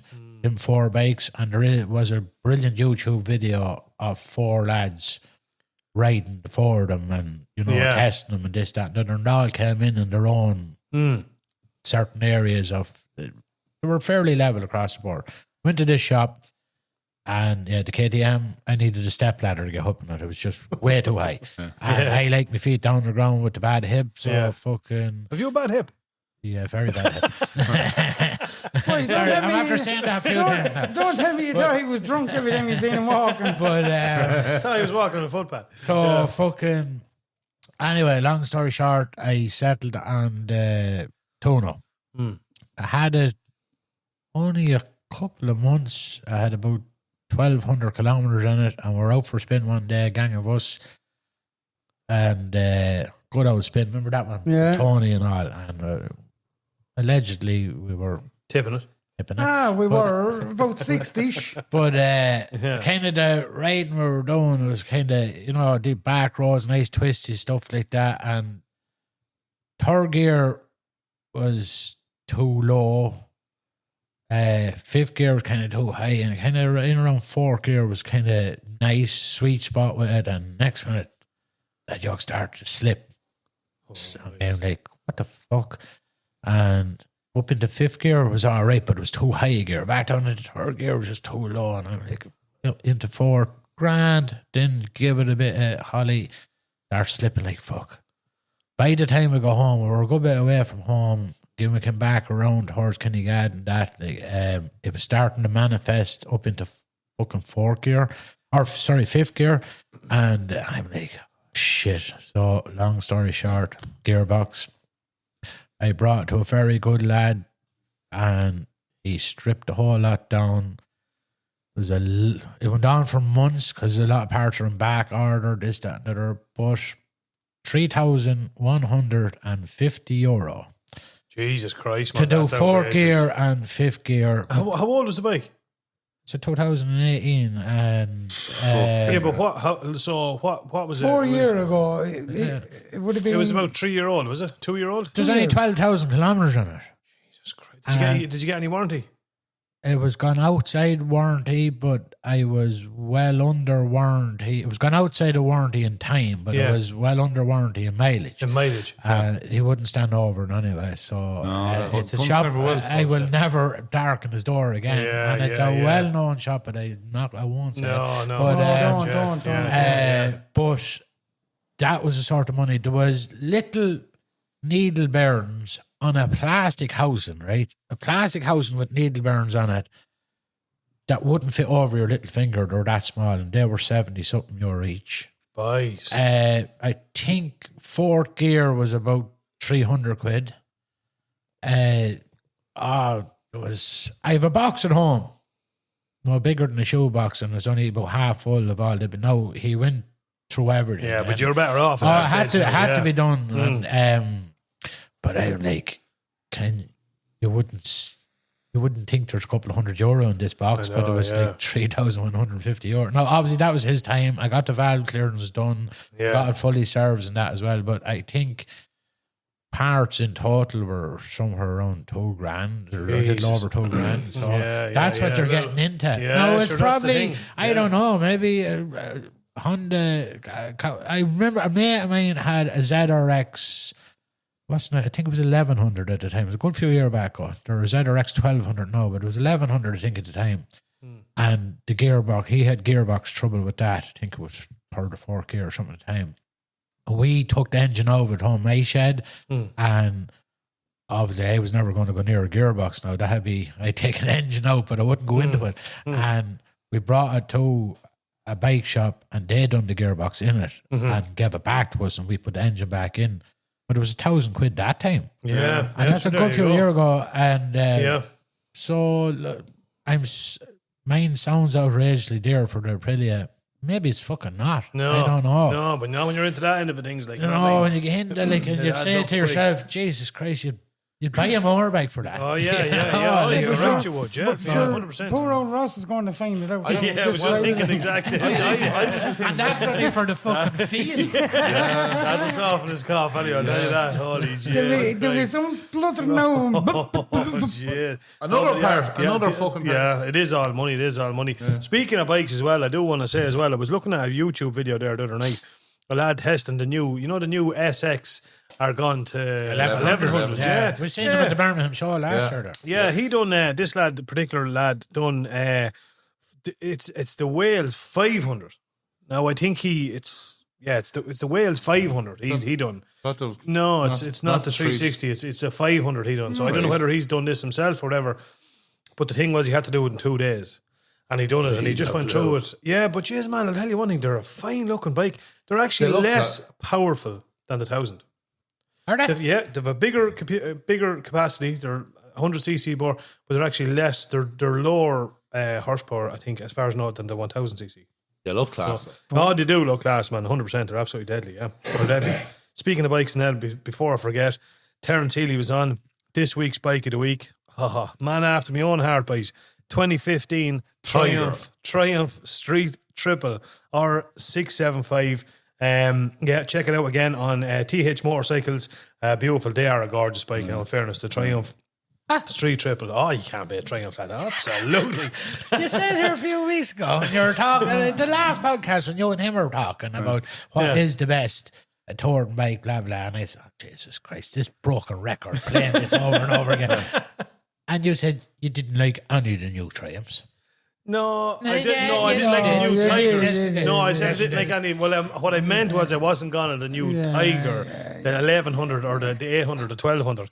But again, 250 That's voucher because you or have the TVs. 1050 older model. Yeah, 100%, lad. If I had the newer one, they'd be only half a scrap.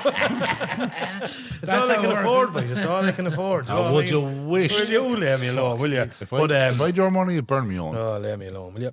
We're not going down that road, boys. We better wrap this up. We're going on there for an hour and 52 minutes. Eamon, you'll have to be on. That's all, lad. You'll have to be on now more often. Do you know what I mean? Well, I'm hoping, sir. Absolutely, 100%. No, Keep Charlie. everybody else might be saying. No, you're giving me a break. Hold on. I do want to say, first of all, before we do any more there, hold on now. Where is it here? I have to, big, massive.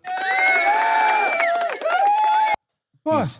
He's back to being Cha-Blade. Cha-Blade. Cha-Blade. Back on Oh, the the blade. blade. I had her out today, boys. The blade's back on the road. But imagine last 5 years she's insured, and I just never taxed the fucker. Yeah, yeah. So there's new tax on her. So you wouldn't ride a bike without tax? No. Yeah. Hold on. I'm a good law-abiding citizen now. It also needed to start. Oh, yeah. No, Start up I until actually today. I put the new battery in her there today and all. That was the only problem with it, was it? No, shut your mouth, you beardy cunt. And I fucking went down to the shop, filled it with juice, and away with me, boys. Can I ask you a stupid question? The tyres are on that now, or how many years on it? No, they're brand new, you mad joke. Oh, when did you get them? 3 or 4 years ago. No, Stephen Dunn got me the brand new back tyre for did and he? all. Yeah, Oh, and right. the front one was new, so I only put the new back one on it. Oh, yeah. No, 'cause I was just saying, like, what would did I you do be... going out the gate? Huh. Then I got onto the road, gave her a handful, forgot the new tyre. Sure, whoop, whoop, she went sideways on me. I said, yeah, dirty you. End up in a Brown ditch. underpants. Yeah, 100%. No, there's no Come here, tell There's us a this. cold sweat though, it went up my Tell back. us this, Charlie. How far are you up the road again? The spiders and the cobwebs stop coming out of the exhaust pipe. Oh no, I blew them out before I got out the gate. I'd say they're still coming over. Yeah, well, it's great. It's great to have it back on the road. Anyway. Oh, I you will say fucking that. It's Joe. good to see it. Yeah. I'm going out on a Friday evening, tomorrow evening, for a coffee down to the plaza. Hey, Jesus. I'm No. bringing her out, yeah. She's We didn't old. get an invite. to No, that, I was did just we? about to say that. Yes, there now, yes, blue balls. Okay. I Well, was- there I you was go. sitting We'll be in around the here, King Plaza tomorrow night if anybody wants coffee. Call over and say hello. Yeah, What time are you going at? about 7ish. Yeah, I'll go. It's a They date. fucking use a fucking plaza that's not next door to my house, please. I can't go there when you go there because literally I'm in first gear, second gear, then, back in you know first what gear, we'll do? out of gear. Right, I tell you what we'll do, so. We'll be down at the plaza for around 7. I'll be in the pub, hopefully. No, man. Friday evening. You're not going to break his Friday evening tradition. No, Friday. forget about Friday. it. Forget about it. We're going to wrap it up for this week. Anybody that wants and discussed or chat about, get in contact with us. If you want any shout outs, again, you get us all on our emails, our Facebooks, Instagrams, TikToks, the whole job lot. Or meet us And- over at the plaza. Or meet us over the plaza for an old coffee. Come on and And say hello. And please, sign it. it's Clonagale MCC official. Yeah, I there's still have a- people using the It's old. not hard to believe. Yeah, it's not Yeah, scandalous. it is. I have the it is. pictures up on it. This page is no longer active, and know. every day I have more notifications. Same here. I know, I'm getting the I know. notifications. Like, if you look on the page, I you know. see I know. Clonagale MCC official. That's the one. That's the one you want. Yeah, you'll get us Not- on that one. Not and the old. absolutely nothing else. We have a couple of t-shirts left before we order in some new stock as well. Anybody, I think there might be one or two I need to get back to. Anybody that wants some of our unbelievable Motorcycle Hour podcast t-shirts with all the logos, all our sponsors, the whole on it, get in contact, and they're €25 plus postage and packaging. So an absolute bargain. And every little goes towards helping the podcast. And hopefully we're going to get this up into a video podcast in the next couple of weeks. Lads, we'll wrap it up there. Yeah. Got to get Kieran off the bed. Over now for this one, and we'll catch you all next week. That's Good it. luck. Good luck. Right, Take it bye-bye, easy. bye-bye.